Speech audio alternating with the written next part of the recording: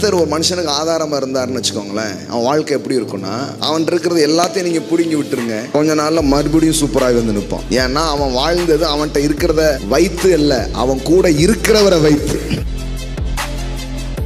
ஏசா எப்படி வாழ்ந்தான்னா, பட்டயத்தை நம்பியே வாழ்ந்தான். என் பட்டயத்தால் நான் பிழைப்பேன். அதான் ஏசாவின் வாழ்க்கை முறை.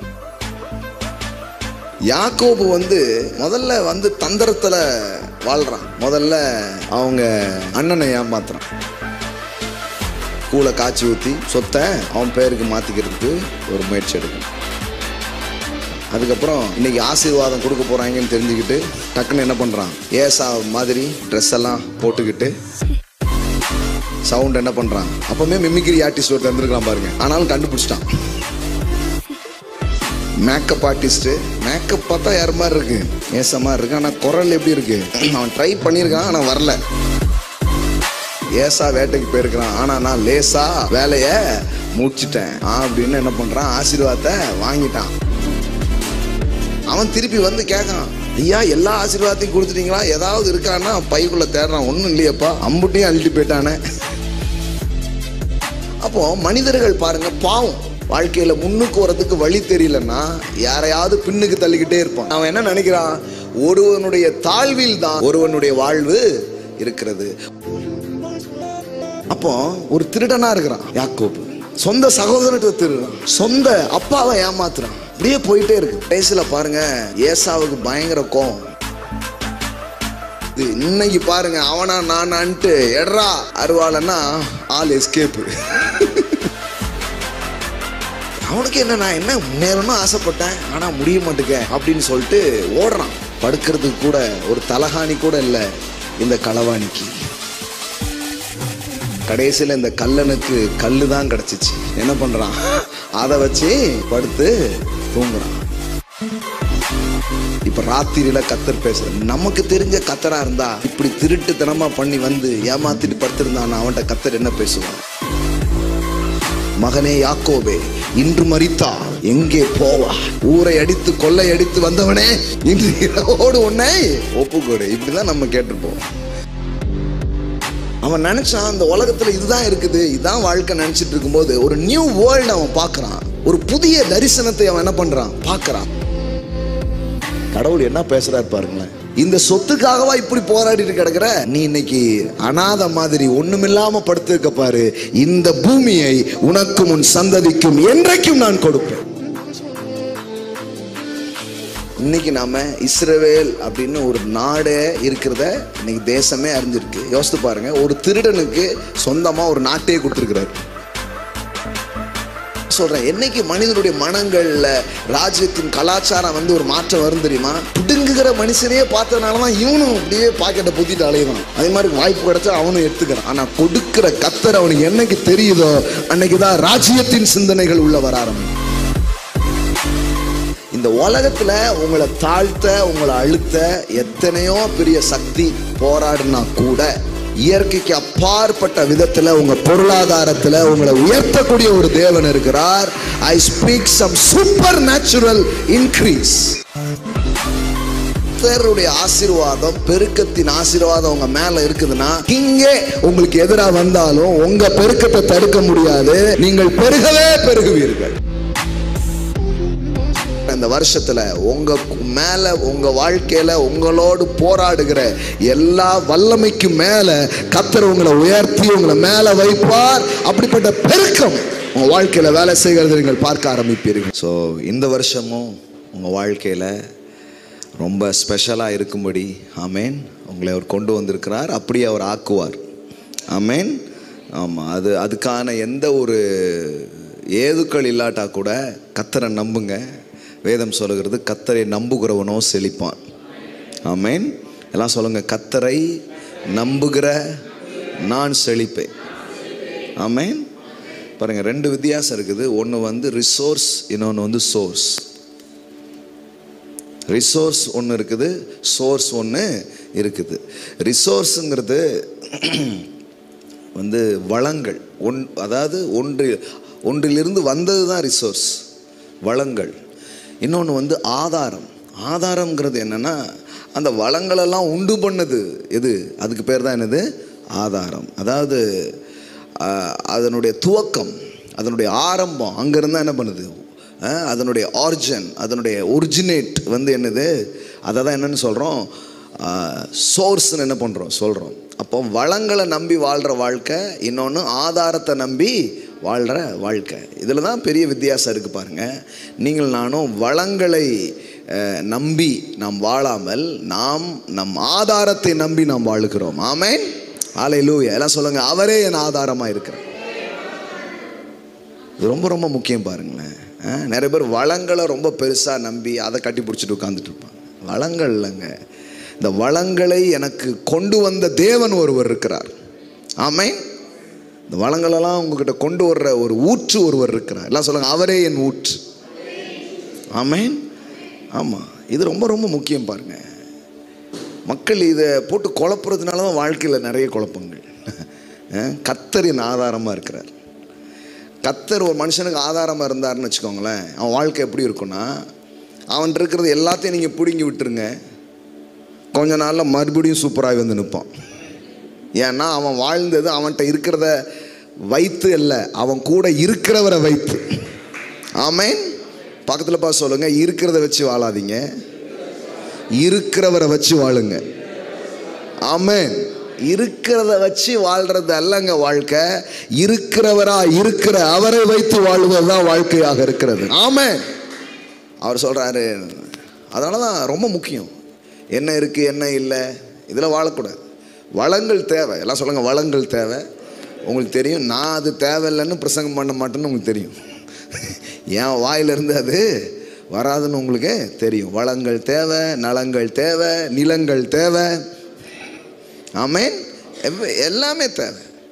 இவைகளெல்லாம் உங்களுக்கு வேண்டியவைகள் என்று உங்கள் பரமபிதா அவருக்கு ரொம்ப நல்லா தெரியுங்க. பிள்ளை உங்களுக்கே இவ்வளோ தெரியுதுன்னா தகப்பனுக்கு ரொம்ப நல்லா தெரியும்.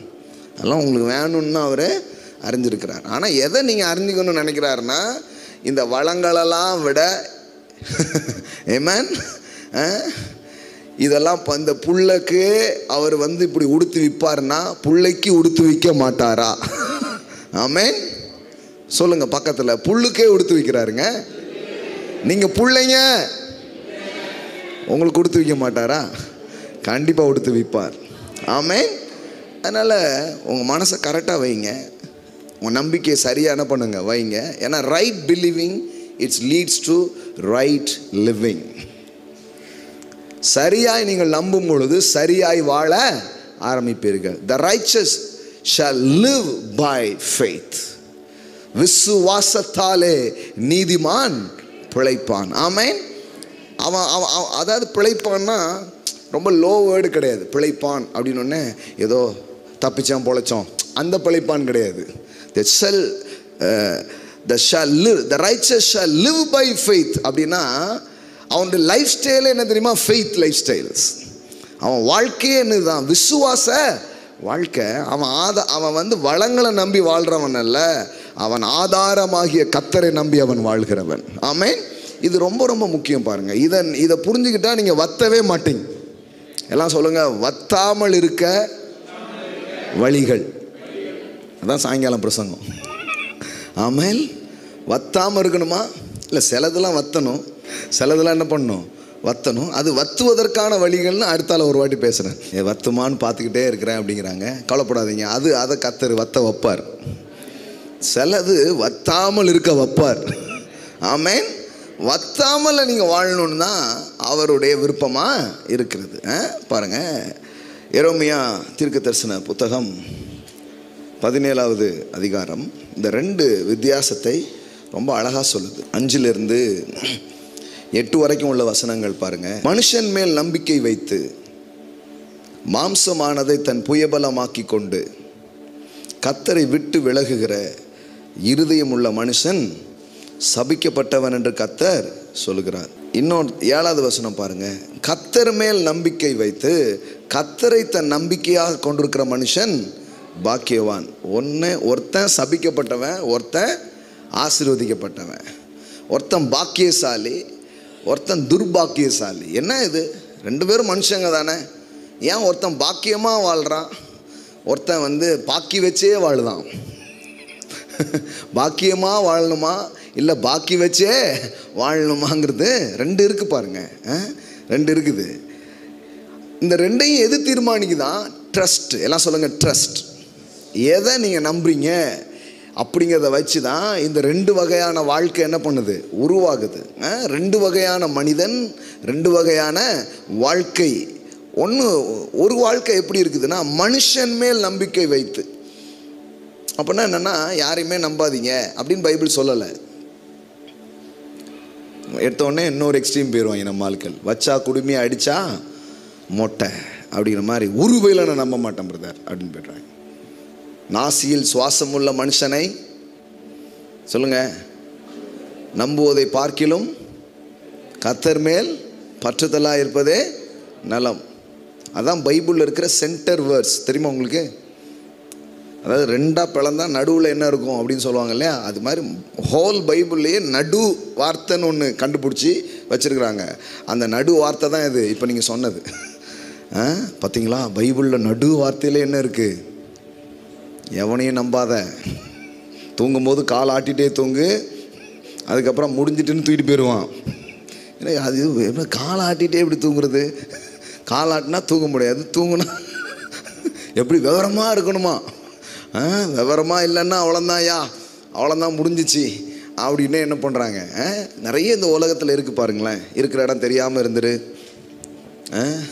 பல்வேறு தத்துவங்கள். ஏன்னா நம்ம ஊரில் எல்லாருமே தத்துவ ஞானிகள். ஆளுக்கு ஒரு ஃபிலாசபி வச்சுருப்பாங்க. சும்மா அப்படி போனீங்கன்னா ஃப்ரீயாகவே கொடுப்பாங்க.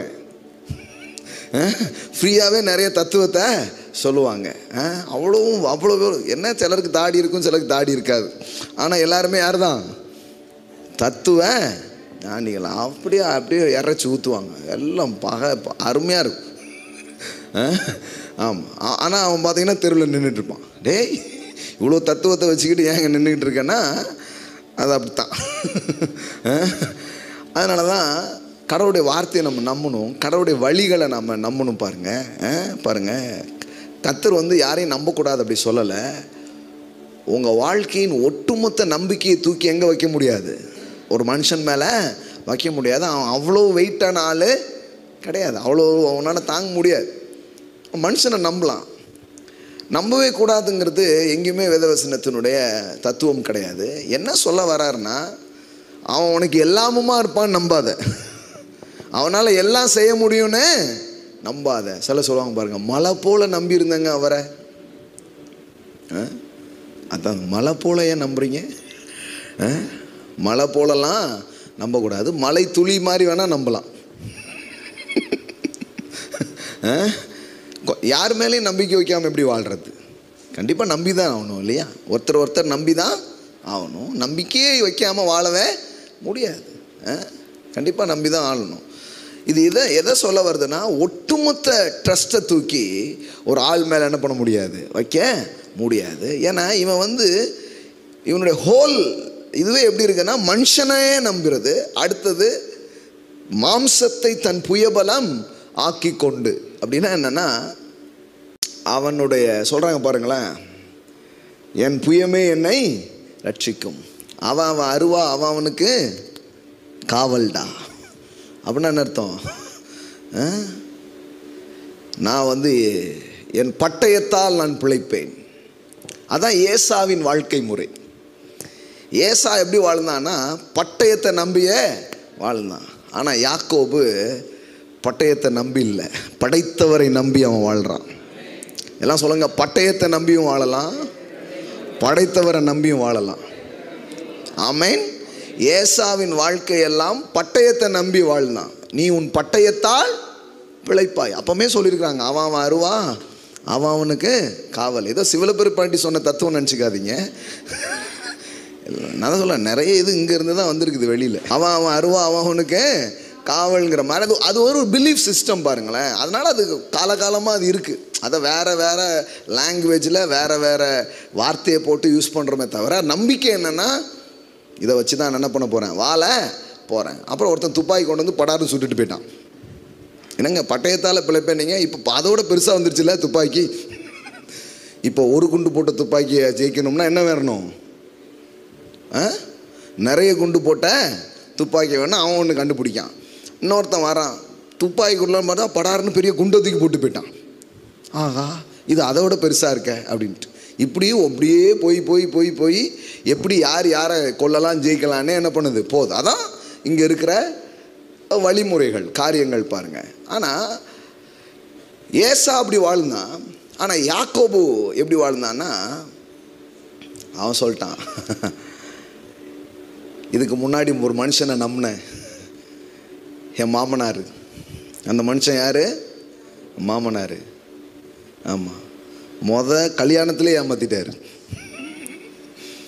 காமிச்சது ஒரு பொண்ணை, கெட்டி வச்சது இன்னொரு பொண்ணு. நிறைய பேருக்கு ரியலாகவே அப்படி தான் இருக்குது. சரி, புரிந்தவர்கள் பாக்கியவான்கள், புரியாதவர்கள் அதை விட பாக்கியவான்கள். நான் பொண்ணு பார்க்கும்போது பார்த்த பொண்ணு மாதிரி இல்லையே அப்படின்னு 10 வருஷம் கழித்து யோசிக்கிறாங்க. கர்த்தர் உங்களுக்கு கிருபை செய்வார். ஏஞ்சல்னு நம்பி கட்டினங்க, ஆனால் இப்போ தான் அது எந்த ஏஞ்சல்னு தெரியுது அப்படிங்கிறாங்க. ஒளியின் தூதனாக இருக்குங்க. யாக்கோபு அப்படி தான் வாழ்ந்தான். முதல்ல தந்திரத்தில் வாழ்கிறான். அண்ணன் யாரை ஏமாற்றலாம் அப்படின்னே வாழ்கிறான். அண்ணனை ஏமாற்றி பார்க்குறான். அவனுக்கு என்னென்ன வாழ்க்கையில் முன்னேறணும்னு ஆசை. அதில் எதாவது தப்பு இருக்கா சொல்லுங்கள்? நம்ம ஆட்கள் என்ன பண்ணிடுறோன்னா, எடுத்த உடனே அதை தப்புன்றதும். முன்னேற்றம் தப்பு, செழிப்பு தப்பு, உயர்வு தப்பு, எல்லாமே தப்பு. அப்போ என்ன பண்ணுறது? அப்படியே இருக்க வேண்டியதான் இயேசு வர்ற வரைக்கும் அப்படின்ட்டாங்க. ஆனால் ஆண்டவர் அது விரும்பலை. ஆண்டவர் ஒரு மனுஷன் வளரணும், பெருகணும், உயரணும், செழிக்கணும்னு அவர் நினைக்கிறார். ஆமென். நான் சொல்கிறேன், கர்த்தர் உங்கள் வளர்ச்சியை விரும்புகிறார். கர்த்தர் உங்கள் பெருக்கத்தை அவர் விரும்புகிறார். கர்த்தர் உங்கள் உயர்வுகளை விரும்புகிறார். அதுக்காகவே உங்களை படைச்சிருக்கிறாருங்க. இந்த உலகத்தில் ஒரு சின்ன ஒரு விதை தான், அது வந்தால் அந்த விதையாக இருக்க மாட்டேங்குது பாருங்களேன், அது வளருது. கடவுள் படைத்த எல்லா படைப்பும் உயரக்கூடியதாய், பரம்பக்கூடியதாய், விரியக்கூடியதாக தான் இருக்குதுன்னா, அவர் சாயலில் படைக்கப்பட்ட நீங்கள் மட்டும் சுருங்கியே இருக்கிறது எப்படி? நீங்களும் வளருவீங்க, படருவீங்க, விரிவடைவீங்க. அதுக்காக தான் கடவுள் உங்களை உண்டாக்கி இருக்கிறார். ஆமென். அதனால் வளர்ச்சி உங்களுடையது. ஆனால் என்னென்னா, வழி தெரியலன்னு வைங்களேன், நம்மளும் ஏதாவது ட்ரை பண்ணிட்டு தான் இருப்போம். என்ன பண்ணலாம்? தந்திரம் பண்ணி பார்க்குறது. தந்திரம் பண்ணி தான் பார்க்குறான். முதல்ல என்ன பண்ணுறான்? அவங்க அண்ணனை ஏமாத்துறான். ஆமாம், கூளை காய்ச்சி ஊற்றி என்ன பண்ணுறான்? சொத்தை அவன் பேருக்கு மாற்றிக்கிறதுக்கு ஒரு முயற்சி எடுக்கிறான். அதுக்கப்புறம் இன்றைக்கி ஆசீர்வாதம் கொடுக்க போகிறாங்கன்னு தெரிஞ்சுக்கிட்டு டக்குன்னு என்ன பண்ணுறான்? ஏசா மாதிரி ட்ரெஸ் எல்லாம் போட்டுக்கிட்டு சவுண்ட் என்ன பண்ணுறான்? அப்போவுமே மிமிக்ரி ஆர்டிஸ்ட் ஒருத்தர் இருந்துருக்கலாம் பாருங்கள். ஆனாலும் கண்டுபிடிச்சிட்டான். Makeup artist. மேக்கப் பார்த்தா யார் மாதிரி இருக்குது? ஏசா மாதிரி இருக்குது. ஆனால் குரல் எப்படி இருக்குது? அவன் ட்ரை பண்ணியிருக்கான், ஆனால் வரல. சத்தத்தை பார்த்தா யார் மாதிரி இருக்குது? உடையோ ஏசா, சத்தமோ.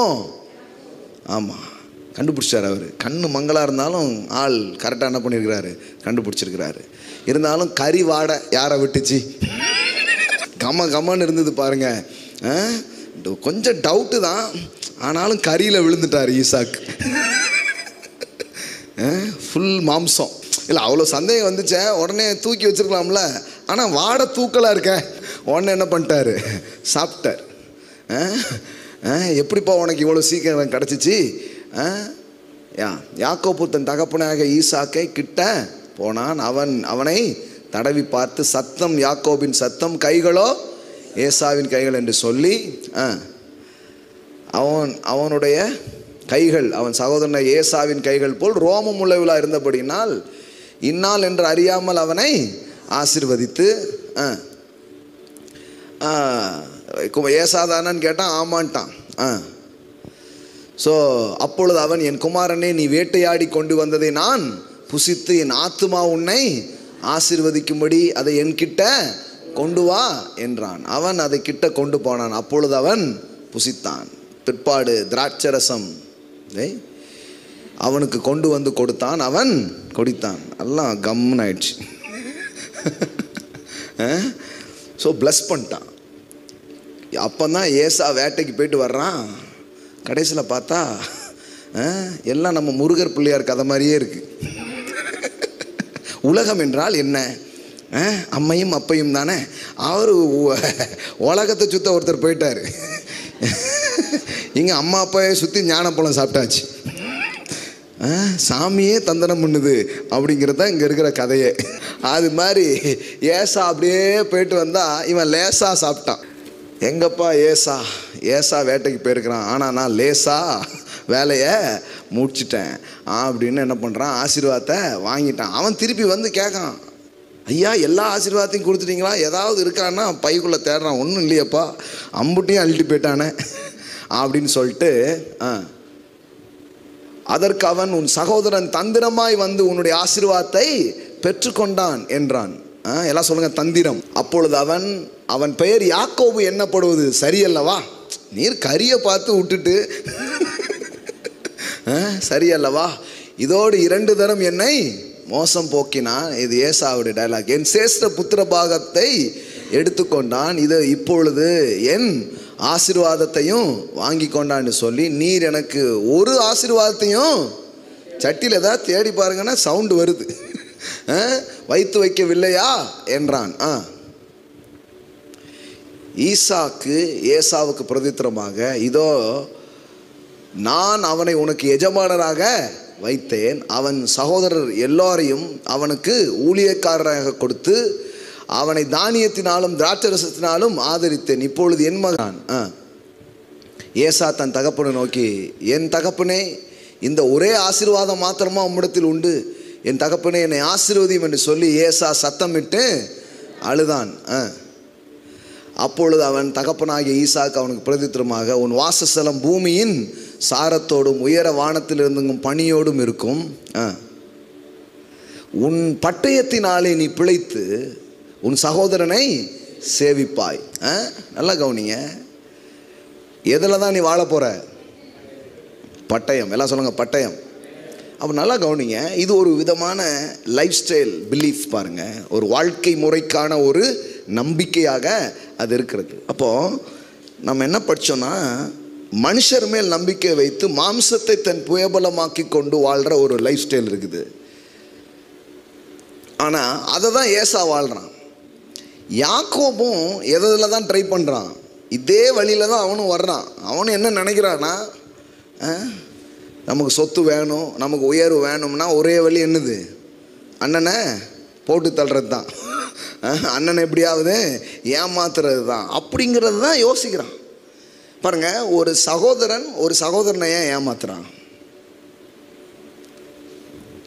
யோசித்து பாருங்களேன். கடவுள் படைத்த இந்த சாயலில் தன் சொந்த ரத்த, இன்னைக்கு பிரச்சனையே ஃபுல்லாக பாருங்கள், சொந்தங்களுக்கு நடுவில், உறவுகளுக்கு நடுவில் எல்லாம் ரத்த சொந்தமாங்க, ரத்தத்தை உறிஞ்சிற சொந்தமாக இருப்பாங்க. அதான் ரத்த சொந்தமோ அப்படிங்கிற மாதிரி இப்போ ஆகிட்டு இருக்குது. எல்லா இதையும் ஒரு சின்ன சின்ன வரப்பு, சின்ன சின்ன இது, ஒரு செவருக்காக சண்டை போட்டுட்ருப்பாங்க. எல்லா இதுவும் நடக்குது, ஏமாத்துறது, எல்லாம் இது பண்ணுறது, இதெல்லாம் இந்த அளவுக்கு ஏன் மனுஷனுடைய நம்பிக்கை எண்ணம்லாம் கீழே போயிடுச்சுன்னா, அவனுக்கு என்னென்னா வேற என்ன பண்ணுறது, எப்படியாவது வாழ்க்கையில் வாழணும், ஜெயிக்கணும், யாரை ஏமாத்தியாவது எப்படியாவது மேலே வந்து தான் ஆகணும், வேறு என்ன வழி இருக்குது, தந்திரம் பண்ணணும், இல்லைன்னா மந்திரம் பண்ணணும். பாருங்கள், இந்த மாதிரி யுக்திகளை வேதாகமத்தில் பல்வேறு மனிதர்கள் பயன்படுத்தினதை நம்ம பார்க்குறோம். ஆமாம், ஒரு ராஜா இருக்கிறான், அவன் என்ன பண்ணுறான், என்னடா இந்த மக்கள் நம்மளோட ரொம்ப பெரிய ஆளாக இருக்கிறாங்களே, என்ன பண்ணலாம், ஒரு உபாய தந்திரம் ஒன்றை அவன் செய்கிறான். உபாய தந்திரத்தை அவன் செய்து அவங்க பெருகாதபடிக்கு அவன் ஒரு முயற்சி என்ன பண்ணுறான், எடுக்கிறான். அங்கே இருக்கிற டாக்டர், நர்ஸ் எல்லாம் கூப்பிட்டு, ஆண் பிள்ளை என்ன பண்ணுறங்க, கொன்றுங்க அப்படின்னு என்ன பண்ணுறான், சொல்கிறான். தந்திரம் ஒன்று என்ன பண்ணுறான். அப்புறம் கொஞ்ச நாளுக்கு அப்புறம் பார்த்தீங்கன்னா, தந்திரம் வேலை செய்யலன்னொடனே மந்திரம் பண்ணுறான். இதெல்லாம் பைபிள் இருக்குது பாருங்கள். அதே அந்த அந்த எகிப்தை விட்டு அவங்க வெளியே ஓடி வந்த உடனே ஒன்றா பாசிப்போம், அவர்கள் பெருகாதபடிக்கு, எல்லாம் சொல்லுங்கள், அவர்கள் பெருகாதபடிக்கு. ஒரு யுத்தம் உண்டானால் அவர்களுக்கும் நம்முடைய பகஞ்சோரு கூடி நமக்கு விரோதமாக யுத்தம் பண்ணி தேசத்தை விட்டு புறப்பட்டு போகாதபடிக்கு நாம் அவர்களை குறித்து ஒரு உபாயம், எல்லாம் சொல்லுங்கள், உபாயம் பண்ணணுங்கிறான். ஒரு தந்திரம், எல்லாம் சொல்லுங்கள், தந்திரம். ஏதாவது ஒரு உபாயம் என்ன பண்ணணும், ஒரு தந்திரம் ஒன்று செய்யணும். இல்லைன்னா இவன் என்ன பண்ணிவிடுவான், பெருகிடுவான். ஆனால் என்ன தெரியுமா, இதை படிச்சுட்டே இருக்கும்போதே நான் உங்களுக்கு சொல்கிறேன், ட்ரூத்தையும் சேர்த்தே சொல்கிறேன். ஒரு ராஜாவே இஸ்ரவேல் ஜனங்களின் பெருக்கத்துக்கு எதிராக உபாயம் பண்ணின போதும் அவர்கள் பெருகினார்கள். நான் என்ன சொல்லிட்டு இருக்கிறேன்னா, கர்த்தருடைய ஆசீர்வாதம், பெருக்கத்தின் ஆசீர்வாதம் உங்க மேல இருக்குதுன்னா, கிங்கே உங்களுக்கு எதிராக வந்தாலும் உங்க பெருக்கத்தை தடுக்க முடியாது. நீங்கள் பெருகவே பெருகுவீர்கள். ஆமென். அப்படியே அவங்களுக்கு நிறைய வேலைலாம் கொடுத்து பல அடிமையாக்குறதுக்கு ஒரு பெரிய பிளான் நடக்குது. அதில் பல்வேறு காரியம் இருக்காங்க, அதுக்குள்ளே போனால் லேட் ஆகும். அவங்க எக்கனாமியை மாற்றுறான், அவங்ககிட்ட இருக்கிற அந்த பைசாவெல்லாம் மாற்றி வேற ஒரு டிமானிட்டேஷன்ஸ், திடீர்னு இதெல்லாம் செல்லாதுன்றான்.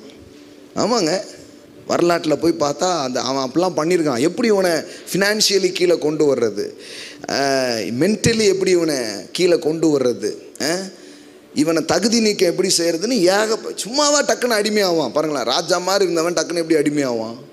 ஏன்னா யோசேப்பு காலத்தில் எல்லாரும் என்ன ஆகிட்டாங்க, வேறு லெவலில் வந்துட்டாங்க. 70 பேர் தான் உள்ளே போனாங்க. முதல்ல ஒருத்தன் தான் உள்ளே போனான், எகிப்தையே ஆண்டுட்டான். எல்லாம் சைஸ் எவ்வளோ பெருசுலாம் கிடையாது. வித்து தரமாக இருந்தால் ஒரு வித்து கூட தேசத்தையே ஆளுகை செய்ய ஆரம்பிக்கும். அதுக்கப்புறம் 70 பேர் போகிறாங்க, பெருகிட்டாங்க. எங்கே கணக்கெடுப்பு எடுத்தாலும் தமிழ்நாட்டில் யார் தான் இப்போ அதிகமாக வந்துட்டுருக்கா? எங்கே பார்த்தாலும் யூபிக்காரங்களும், எங்கே பார்த்தாலும் தெலுங்குக்காரங்களும் என்ன பண்ணிகிட்டே இருக்கிறாங்க, நம்ம ஊரில் பெருகிட்டே இருக்கிறாங்களாம். அதனால தான் மொழி பற்றி ரொம்ப விழிப்பாக இருக்கிறவங்க பயப்படுறாங்க. இன்னும் ரேஷன் கார்டு எடுத்துட்டான், ஓட்டை எடுத்துட்டான், இன்னும் கொஞ்ச நாள் அவன் யாருக்கு ஓட்டு போடுவானோ அவன் தான் வருவான் போலங்கிற மாதிரி பயப்படுறாங்க. ஆமாம், நீங்கள் பூரா சோம்பேறியாக இருந்தால் துட்டு கொடுத்தா ஒரு வேலையும் பார்க்குறது கிடையாது. அவனுக்கு கொஞ்சம் துட்டு கொடுத்தா அங்கனே வேலை பார்த்தா அங்கனே உட்காந்துக்கிறான், இறக்க அவனை பூரம். அதனால தான் நம்ம ஊரில் வேலையாட்கள்னு பார்த்தா யார் தான் இருக்கா, வட மாநிலத்தவர்கள் தான் அதிகமாக இருக்கிறாங்க. வீடு வாங்குறாங்க, எல்லாம் வாங்குறாங்க. அதனால் இவங்களுக்கெல்லாம் பயம். அவங்கள தடுக்கக்கூடாது, இவங்கள வளர்க்குறதுக்கு என்ன உண்டோ அதை செய்யணும். சபையில் அரசியல் பேசுகிறார்கள், சபையில் தான் பேசணும். இதுக்கு பேரே சட்டமன்றங்க, எக்லீசியா. கர்த்தர் ஒரு மதத்தை ஸ்தாபிக்க வரல. மனம் திரும்புங்கள், இதோ மதம் தருகிறேன் அப்படின்னு சொல்லலை. மனம் திரும்புங்கள், ராஜ்யம் தருகிறேன் என்று சொல்லியிருக்கிறார். கிங்டம்ங்கிற வேர்டுக்கும் ரிலீஜியனுக்கும் சம்மந்தமே கிடையாது. அரசியல் தருவேன் என்று சொன்னார். I prophetically tell you, சில பேருக்கு கர்த்தர் இந்த வருஷம் அந்த மாதிரி தரப்போகிறார். I will give you the kingdom. நான் உனக்கு ராஜ்யத்தை தருவேங்கிறார். ஆமென். ஆமாங்க, நம்ம தான் சொல்கிறோம் அது மனம் திரும்புங்கள், பரலோக ராஜ்யம். அது என்ன ராஜ்யம்? ராஜ்யம்னா என்னன்னே சொல்லி கொடுக்கவே இல்லை பாருங்களேன். இவங்க சொன்னதெல்லாம் பரலோகம் பரலோகம் அப்படியே போயிட்டாங்க. ராஜ்யம்ங்கிறது என்னென்னா ஆளுகை, அதிகாரம், அத்தாரிட்டி. ஒரு மனுஷன் மட்டும் என்கிட்ட வந்தான்னா இதை நான் கொடுக்குறேன் அப்படிங்கிறார். ஆட்சியையும் அதிகாரத்தையும் நான் என்ன பண்ணுறேன், கொடுக்குறேன் அப்படிங்கிறார். ஸோ பல்வேறு உபாயங்களை பண்ணி அவன் கீழே கொண்டு வர்றான். அடுத்த வசனம் போடுங்க. நீங்கள் எபிரேய ஸ்திரீகளுக்கு மருத்துவம் செய்யும் போது அவர்கள் மனையின் மேல் உட்கார்ந்திருக்கையில் பார்த்து, ஆண் பிள்ளையானால் கொன்று போடுங்கள், பெண் பிள்ளையானால் உயிரோடு இருக்கட்டும் என்றான். மருத்துவச்சிகளோ பாருங்க, தேவனுக்கு பயந்ததினால் எகிப்தின் ராஜா தங்களுக்கு இட்ட கட்டளையின்படி செய்யாமல் ஆண் பிள்ளைகளை உயிரோடு காப்பாற்றினார்கள். அதனால் எகிப்தின் ராஜா மருத்துவச்சிகளை அழைப்பித்து, நீங்கள் ஆண் பிள்ளைகளை உயிரோடு காப்பாற்ற காரியம் என்ன என்று கேட்டான். அதற்கு மருத்துவச்சிகள் பார்வோரை நோக்கி, எபிரேய ஸ்திரீகள் எகிப்திய ஸ்திரீகளைப் போல் அல்ல, அவர்கள் நல்ல பலம் உள்ளவர்கள். மருத்துவச்சி அவர்களிடத்திற்கு போகும் முன்னே அவர்கள் பிரசவித்தாகும் என்றான். பாருங்க, இதெல்லாம் ஒரு ஆசீர்வாதம். மருத்துவச்சி அவர்களிடத்திற்கு போகும் முன்னே அவர்கள் பிரசவம் அவர்களுக்கு நடக்கிறது. ஆமென். இது நிமித்தம் தேவன் மருத்துவச்சிகளுக்கு நன்மை செய்தார், ஜனங்கள் பெருகி மிகுதியும் பலத்து போனார்கள். கொல்றதுக்கு ராஜா தந்திரம் பண்ணாலும் வாழ வைக்கிறதுக்கு தேவன் சில ஆட்களை வைத்து பயன்படுத்தி தேவன் வாழ வைக்கும் செயலை செய்து கொண்டிருக்கிறார். இதுதான் சொல்ல வரேன். ஒரு ராஜாவே குடிமக்களை ஒடுக்க நசுக்க ஒரு ராஜாவே திட்டமிடலாம். பைபிள் ஃபுல்லாக அதான் கதை. போட்டியே பாருங்கள், ஒரு கிங்குக்கு எதிராக தான் இருக்கும். ஹோல் ஸ்டோரி என்ன, எல்லாரும் வாழ்ந்தாங்க உயர்ந்தாங்கன்னு இருக்குத. என்ன வாழ்ந்தாங்க, என்ன உயர்ந்தாங்க? அவங்களுக்கு எதிரி யாருன்னு பாருங்க, ராஜாவாக தான் இருக்கு. ஒரு ராஜாவோட தான். ஈசாக்கு மேலே பொறாமப்பட்டு ஈசாக்க ஊரை விட்டு போ அப்படின்னு சொன்னது யாரு? ராஜா. ஒரு ராஜாவுக்கு பொறாம வர்ற அளவுக்கு வாழ்ந்துருக்கான். புரியலையே உங்களுக்கு? என்ன மாதிரி வாழ்ந்துருக்கிறான்னா, அவன் பார்க்குறான், நான் தான் ஏன் பேருக்கு ராஜா ஊருக்குள்ளே சொல்லிட்டு திரியிறேன். ஒருவே என்ன ராஜான்னு நம்ப மாட்டுக்கான். நம்ம ஊரில் ஒருத்தன் ராஜா வாழ்க்கை வாழ்கிறான் பாரு, ஈசாக்கு அப்படின்ட்டான். அதனால தான் அவனுக்கு ஏய் கிளம்பு நம்ம ஊரை விட்டு அப்படின்ட்டான். ஊரை விட்டு போனாலும் இன்னும் உயர்றான். அவனுக்கு ஒரே பயம், எந்நேரம் வந்து நாட்டை பிடிப்பான்னு தெரியல, ராத்திரியோடு போய் அவங்க கூட கை குளிக்கிடுவோம் அப்படின்னு சொல்லிட்டு போய் உடன்படிக்கை பண்ணுறான். என்ன மாதிரி நடக்குது பாருங்களேன். எல்லாமே ஒரு கிங்குக்கு எதிராக தான். இந்த உலகத்தில் இருக்கிற உயரிய மனிதர்கள், பெரிய சக்தி, பெரிய இதுன்னு என்னெல்லாம் சொல்லியிருக்குதோ, கர்த்தர் அதை தான் தரமட்டமாக்கி சாதாரண பிள்ளைகளை வாழ வைத்த சரித்திரத்தினாலே வேதம் நிரம்பி இருக்கிறது. இதை உங்க மனசுக்குள்ள வைங்க. அதெல்லாம் சொல்றாரு, பயப்படாதே சிறுமந்தையே, உனக்கு ராஜ்யத்தை கொடுக்க கர்த்தர் பிரியமாக இருக்கிறார். ஆமென். இதில் பில்ட் பண்ணணும் உங்க ஃபெய்த்தை. என் தேவன் யார், என் தேவன் எப்படிப்பட்டவர்? ராஜாக்களை தள்ளி ராஜாக்களை ஏற்படுத்துகிறவர். He is a king maker. He is a king maker. தாவீதுங்கிற ஒரு தனி மனிதனுக்கு எதிராக தன் இராணுவத்தை எடுத்துக்கிட்டு துரத்திட்டே போகிற வேலையை யார் பார்க்கா? ஒரு ராஜா. சவுல்ங்கிற ஒரு ராஜா. தாவீது யாரு? ஒரு தனி மனிதன். ஆமாம், காட்டுக்குள்ளே இருக்கான், சந்தன கடத்தில் வீரப்பன் மாதிரி. இவன் தேடி தேடி போகிறான், பார்க்கவே முடிய மாட்டேங்குது. சில பேர் மட்டும் பார்த்துட்டு வந்துடுறாங்க. இவன் சவுல் கண்ணுக்கு மட்டும் அப்பமே ஒரு சந்தன கடத்தில் வீரப்பமாக இருந்திருக்கிறான்.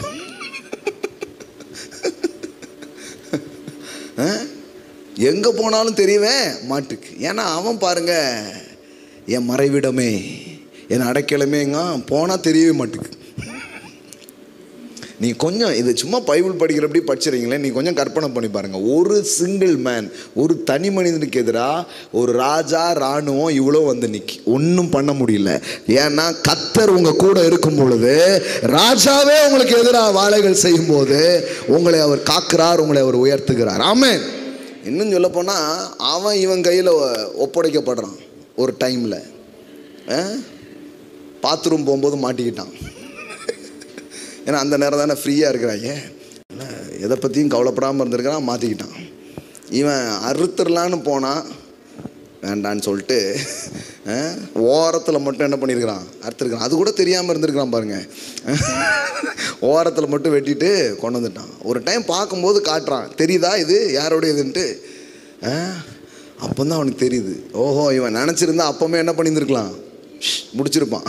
ஆனால் முடிக்கல. ஏன் தெரியுமா? என்னை உட்கார வைக்கன்னு சொல்லியிருக்கிறார், என்னை உட்கார வைப்பார். ஆமென்.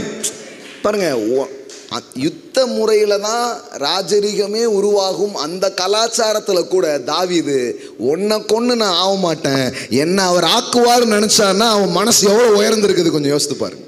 ஆமென். இந்த வாய்ப்பு மட்டும் சவுலுக்கு கிடச்சுன்னா கடாரம் முடிச்சிருப்பான். பார்த்தியா, ஓடிக்கிட்டே இருந்தான், என் கையில் மாட்டிக்கிட்டான்னு பண்ணியிருப்போம். அதனால தான் தாவீதுக்கும் சவுலுக்கும் பெரிய ஒரு டிஃப்ரென்ஸ் பாருங்கள். என்ன சொல்லிகிட்டு இருக்கிறேன்னா, தந்திரங்கள் மந்திரங்கள், தந்திரம் பண்ணி பார்க்குறாங்க, மந்திரம் பண்ணி பார்க்குறாங்க. ஒரு ராஜாவே என்ன பண்ணுறான், இவங்களை ஏதோ ஒன்று இவங்க கூட இருக்குது, ஃபைட் பண்ணி இவங்களை ஜெயிக்க முடிய மாட்டுக்கு, தந்திரம் பண்ணியும் ஜெயிக்க முடிய மாட்டுக்கு. அப்போ என்ன பண்ணுறது, பேசாட்டி மந்திரம் பண்ணலான்னு சொல்லிட்டு அதில் எக்ஸ்பர்ட்டான ஒரு ஆளை கூட்டிகிட்டு வர்றான். கூட்டிகிட்டு வந்து மந்திரம் பண்ணலான்னு பார்த்தா அவன் அப்படியே பண்ணி பார்க்கான். ஓம் ரீம் ரீம் ரீம்கா ஒன்றுமே வரப்பான். ஃபுல்லாக அதானே படத்தில் காட்டுறாங்க. யார் வந்தாலும் ரீம் ரீம் தான் சொல்கிறாங்க. ஆமாம், ரீம் ரீம்னா ஒன்றுமே என்ன பண்ண மாட்டுக்கு, வேலையே நடக்க மாட்டுக்கு. அப்புறம் அவன் சொல்கிறான், லொக்கேஷன் சரியில்லைன்னு நினைக்கிறேன், இந்த ஸ்பாட்டு சரியில்லை, வேற ஒரு இடத்துல இருந்து செய் அப்படின்னா அங்கே போய் நின்றுன்னு பார்த்தா அங்கேயும் வேலை செய்ய மாட்டுக்கு. இப்படியே லொக்கேஷன் மாற்றுறான், கடைசியில் அவன் சொன்னான், என்ன மாற்றினாலும் வேலை நடக்காது. யாக்கோபுக்கு விரோதமான மந்திரமும் இல்லை, இஸ்ரவேலுக்கு விரோதமான குறி சொல்லுதலும் இல்லை. ஆமென். ஸோ எல்லாத்தையும் ட்ரை பண்ணி பார்க்குறான். உங்களுக்கு புரியுதுங்களா? எல்லா சக்தியும் இவங்களுக்கு எதிராக போராடுது. ராஜரீகம், ராஜதந்திரம், உபாயதந்திரம், மந்திரம் எல்லாமே ட்ரை பண்ணி பார்த்து அதுக்கு நடுவில் வாழ்ந்து தலைத்த ஒரு இனம்தான் தேவனுடைய மக்கள். ஆமென். நான் இன்னைக்கு சொல்கிறேன், இந்த வருஷத்தில் உங்கள் மேலே, உங்கள் வாழ்க்கையில் உங்களோடு போராடுகிற எல்லா வல்லமைக்கும் மேலே கர்த்தர் உங்களை உயர்த்தி உங்களை மேலே வைப்பார். அப்படிப்பட்ட பெருக்கம் உங்கள் வாழ்க்கையில் வேலை செய்கிறது நீங்கள் பார்க்க ஆரம்பிப்பீர்கள். ஆமென். அவர்கள் எவ்வளவாய் ஒடுக்கப்பட்டார்களோ அவ்வளவாய் அவர்கள் பெருகினார்கள். என்னங்க இது வேற மாதிரி இருக்கு? ஒடுக்கப்பட்டா ஒடுங்க தானே செய்யணும். லாஜிக்கா யோசிங்க. ஒடுக்குனா என்ன பண்ணும்? ஒடுங்கணும். ஆனால் இவன் ஒடுக்குனா பெருகிறான். சில மரம்லாம் இருக்கு, அப்படியே விட்டால் அப்படியே தான் இருக்கும், ஆனால் வெட்டினீங்கன்னா தான் வளரும். அது என்ன பண்ணும்? வெட்டினீங்கன்னா தான் வளரும். அது இவனுக்கு தெரியல. வெட்டுற வேலையை இவன் பார்த்துருக்கான், அவனுக்கு தெரியல இது வெட்டினா இது வளர்ற மரம்னே தெரியாமல் வளர்த்து விட்டுருக்கிறான் பாருங்களேன். ஆமே. சத்துருக்கு தெரியல. உங்கள் கூட போராடுனா அல்லது உங்களை நெருக்குனா இது கிட்டத்தட்ட மூட்டைப்பூச்சி மாதிரி. இதை நசுக்க மட்டும் கூடாது. இதை நசுக்குனா இது என்ன பண்ணும்? பெருகும். இயல்புலேயே அப்படி ஒரு நேச்சர் இருக்குது. நான் சொல்கிறேன், உங்களை ரொம்ப அவன் ஒடுக்கியிருந்தான்னா அந்த ஒடுக்குதலையே பெருக்கத்தின் காரியமாக கர்த்தர் உங்களை மாற்றுவார். இந்த வருஷம் ஒடுக்குகிற வல்லமைக்கு நடுவில் நீங்கள் பெருகுகிற மக்களாய் நீங்கள் இருக்க ஆரம்பிப்பீர்கள். ஆமென். என்ன வார்த்தை பாருங்க. ஆனாலும் அவர்களை எவ்வளவு ஒடுக்கினார்களோ, எல்லாம் சொல்லுவாங்க, எவ்வளவு ஒடுக்கினார்களோ அவ்வளவாய். ஆமென். எப்படி போடுங்க? But the more the Egyptians oppressed them, the more they multiplied and expand. எந்த அளவுக்கு கொடுக்குறானோ அந்த அளவுக்கு மல்டிபிள் ஆகிறான், அந்த அளவுக்கு எக்ஸ்பேண்ட் ஆகிறான். ஆமென். நான் சொல்றவங்க மேல multiply and expand. Amen. Expand ஆவீங்க இந்த வருஷம், விரிவாவீங்க. அது எதுக்கு நடுவில்?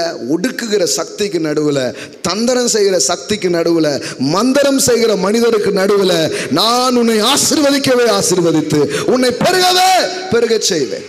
கடவுளுடைய பெருக்கத்தின் அபிஷேகம் உன் வாழ்க்கையில் கிரியை செய்யும் போது யார் என்ன பண்ணாலும் அவன் பண்ணது கூட நமக்கு சாதகமாக இருக்கும்.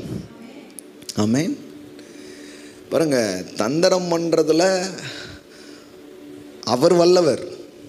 அவர்கிட்டயே தந்திரம் பண்ணுறான். டேய், என் மக்களை நீ அழிக்கிறதுக்கு இவ்வளோ தந்திரம் பண்ணுறியா? ஒருத்தனை உன் செலவிலேயே உன் வீட்டில் வளர்க்குறேன் பாருன்னு மோசையை வளர்த்து காட்டினார். நீ மட்டும்தான் தந்திரம் பண்ணுவியா? கடைசியில் பாருங்கள், மோசைக்கு ஃபுல் ஸ்பான்சர்ஷிப் யார்? பார்வோன். அவனுக்கு தெரியல, இவன் தான் அவனை வச்சு செய்ய போகிறான். அது தெரியாமல் அவன் செஞ்சுக்கிட்டு இருக்கான். பாருங்களேன், நீ கொல்ல தான் நினச்ச, உன் கண்ணு முன்னாடி தான் இருப்பான், ஆனால் உனக்கு தெரியாது. உன் பக்கத்தில் தான் இருப்பான், உனக்கு தெரியாது. நான் அவனை வளர்த்து ஆளாக்கி நீ கொல்லணும்னு நினச்ச அந்த அடிமை வம்சத்தை, இந்த தேசத்தை ஆளும்படியாக நான் செய்வேன் அப்படின்னு சொன்னார். ஆமென். கர்த்தர் எவ்வளோ பெரியவர் பாருங்க. எல்லாம் சொல்லுங்க, யோசனையில் பெரியவர், செயல்களில் மகத்துவம் உள்ளவர். நம்புங்க, உங்கள் ட்ரஸ்ட் எல்லாம் அங்கே திருப்புங்க. இது எல்லாத்துக்கும் ஒரு லிமிட் இருக்குது. நான் எத்தனையோ கதைகள் படிக்கிறேன், எத்தனையோ இது கேட்குறேன். அவங்கள நம்பணும், கடைசியில் பார்த்தா எல்லாமே ஒட்டுமொத்தமாக போயிட்டுது. ஆனால் கர்த்தரை நம்புகிறவனோ செழிப்பான். எல்லாம் சொல்லுங்கள், கர்த்தரை நம்புகிறவனோ செழிப்பான். நீங்கள் உங்கள் ஹார்ட், உங்கள் ட்ரஸ்ட்டை அவர் வார்த்தை மேலே, அவர் வாக்குகள் மேலே அவருக்கு நேராக திருப்புங்க. நீங்கள் வத்தவே மாட்டீங்க, நீங்கள் வத்தவே மாட்டீங்க, நீங்கள் குறையவே மாட்டீங்க. அப்போது மனிதர்கள் பாருங்கள், பாவம். வாழ்க்கையில் முன்னுக்கு வரத்துக்கு வழி தெரியலன்னா யாரையாவது பின்னுக்கு தள்ளிக்கிட்டே இருப்பாங்க. ஏன்னா அவன் என்ன நினைக்கிறான்? ஒருவனுடைய தாழ்வில் தான் ஒருவனுடைய வாழ்வு இருக்கிறது. ஒருத்தனை தள்ளினாதான் நான் என்ன ஆக முடியும்? நல்லா வர முடியும். ஒருத்தனை போட்டியில் வென்றால்தான் எனக்கு கிடைக்க வேண்டியது கிடைக்கும். அதனால் நான் என்ன வேணாலும் பண்ணலான்னு இன்னொருத்தன் என்ன பண்ணுறான்? அழிக்கிறான். ஒருத்தனுடைய அழிவில் தான். ஹீரோக்கள்லாம் படத்தில் அதான் பேசுகிறாங்க. அதெல்லாம் மண்டைக்குள்ளே போகுது பாருங்க. என்ன அவன் சொல்லுவான்? ஹீரோக்கள்லாம் என்ன பேசுகிறாங்கன்னா, சரித்திரத்தை கொஞ்சம் அப்படியே திரும்பி பாருங்க. அது நமக்கு ஒன்று சொல்லுது. ஒருத்தன் வாழணும்னா எத்தனை பேர்னாலும் அழிக்கலாம். உடனே விசில் அடித்து கைத்தட்டு தான் அப்படின்ட்டு. ஒன்றை கொண்டு போட்டால் என்ன பண்ணுறது? இவன் தெரியல பாருங்களேன். இவன் தெரியாமல் தான் விசில் அடிச்சு, ஓ தலைவா தலை சொல்லிட்டார் அப்படிங்கிறான். இந்த தலை சொல்கிறதெல்லாம் நினச்சா வேலைக்கே ஆகாது. இந்த தலை ஒருத்தர் இருக்கிறார், அவர் சொல்கிறாரு நீ வாழ வைத்து வாழு அப்படிங்கிறார். ஆமென். இவர் சொல்கிறாரு யாரையும் அழித்து நீ மேலே வரணுங்கிற சிஸ்டத்தை நான் வைக்கலை, நீ நல்லாயிக்கிட்டே கொஞ்சம் பேரை நல்லாக்க முடியும். இன்னும் சொல்ல போனால் இன்னொருத்தனை உயர்த்துறது மூலம் நீ உயர முடியும். இதை நம்புறியான்னு கேட்குறார். That's a kingdom of God. That's a kingdom of God. நான் சொல்கிறேன், என்னுடைய எல்லா உயர்வு முன்னேற்றம் சின்னதோ பெருசோ இன்றைக்கி நடந்துட்டு இருக்க எல்லாத்துக்கு பின்னாடியும் ஒரு முக்கியமான அடித்தளம் இருக்கிறது. எப்பொழுதெல்லாம் இன்னொருத்தர் நல்லா இருக்கணும்னு யோசித்து ஒரு முடிவெடுத்து ஒரு செயலை பண்ணணும், அப்பொழுதெல்லாம் ஆசீர்வாதம் என் தலையில் கொட்டுன்னு கொட்டுதுன்னு இன்றைக்கி நான் உங்களுக்கு சொல்கிறேன். நிறைய பேர் கேட்குறாங்க, what is the key, what is the secret, நிறைய கேட்குறாங்க. நான் சொல்கிறேன், இன்னொருத்தர் நல்லா இருக்குன்னு என்னைக்கு நினைக்கிறீங்களோ அன்னைக்கு உங்களுக்கான வாழ்வும் அவங்கள நல்லா வைக்கிறதுக்கான வாழ்வும் தன்னால் உங்களுக்கு வர்றதை நீங்கள் பார்க்க ஆரம்பிப்பீங்க. இது புரியாதனால தான் சொந்த அண்ணன் சொந்த தம்பி சொந்தம்னு எதையும் பார்க்குறது கிடையாது. அவங்க சொத்து தான் பெருசு, காசு தான் பெருசு, இப்படியே வாழ்கிறான். அப்படின்னா புத்தி இன்னும் ராஜ்யத்தின் புத்தியாக என்ன பண்ணல, மாறல. அப்போ ராஜ்யத்தின் வாழ்க்கை எப்படி வாழ முடியும்? கஷ்டம். ரிப்பண்ட். ஹல்லேலூயா. மனம் திரும்புங்கள். ரொம்ப ரொம்ப முக்கியமான காரியம். Change your mind, change your thinking. உன் மனசை என்ன பண்ணுங்க, திருப்புங்கிறார். இப்போ கவனிங்க, யாக்கோபுக்கும் அந்த வழி தெரியல பாருங்க. அதனால தான் அந்த உலகத்துக்கு நம்ம சும்மா என்னத்தையோ பேசிகிட்டு இருக்கக்கூடாது. ஏன் நம்ம சக்ஸஸ் ஆகிறத பற்றி பேசுகிறோம், ஏன் முன்னேறதை பற்றி பேசுகிறோம், ஏன் செழிக்கிறத பற்றி பேசுகிறோன்னா எல்லாருக்கும் அந்த எண்ணம் இருக்குது, ஆனால் வழி தான் தெரியல.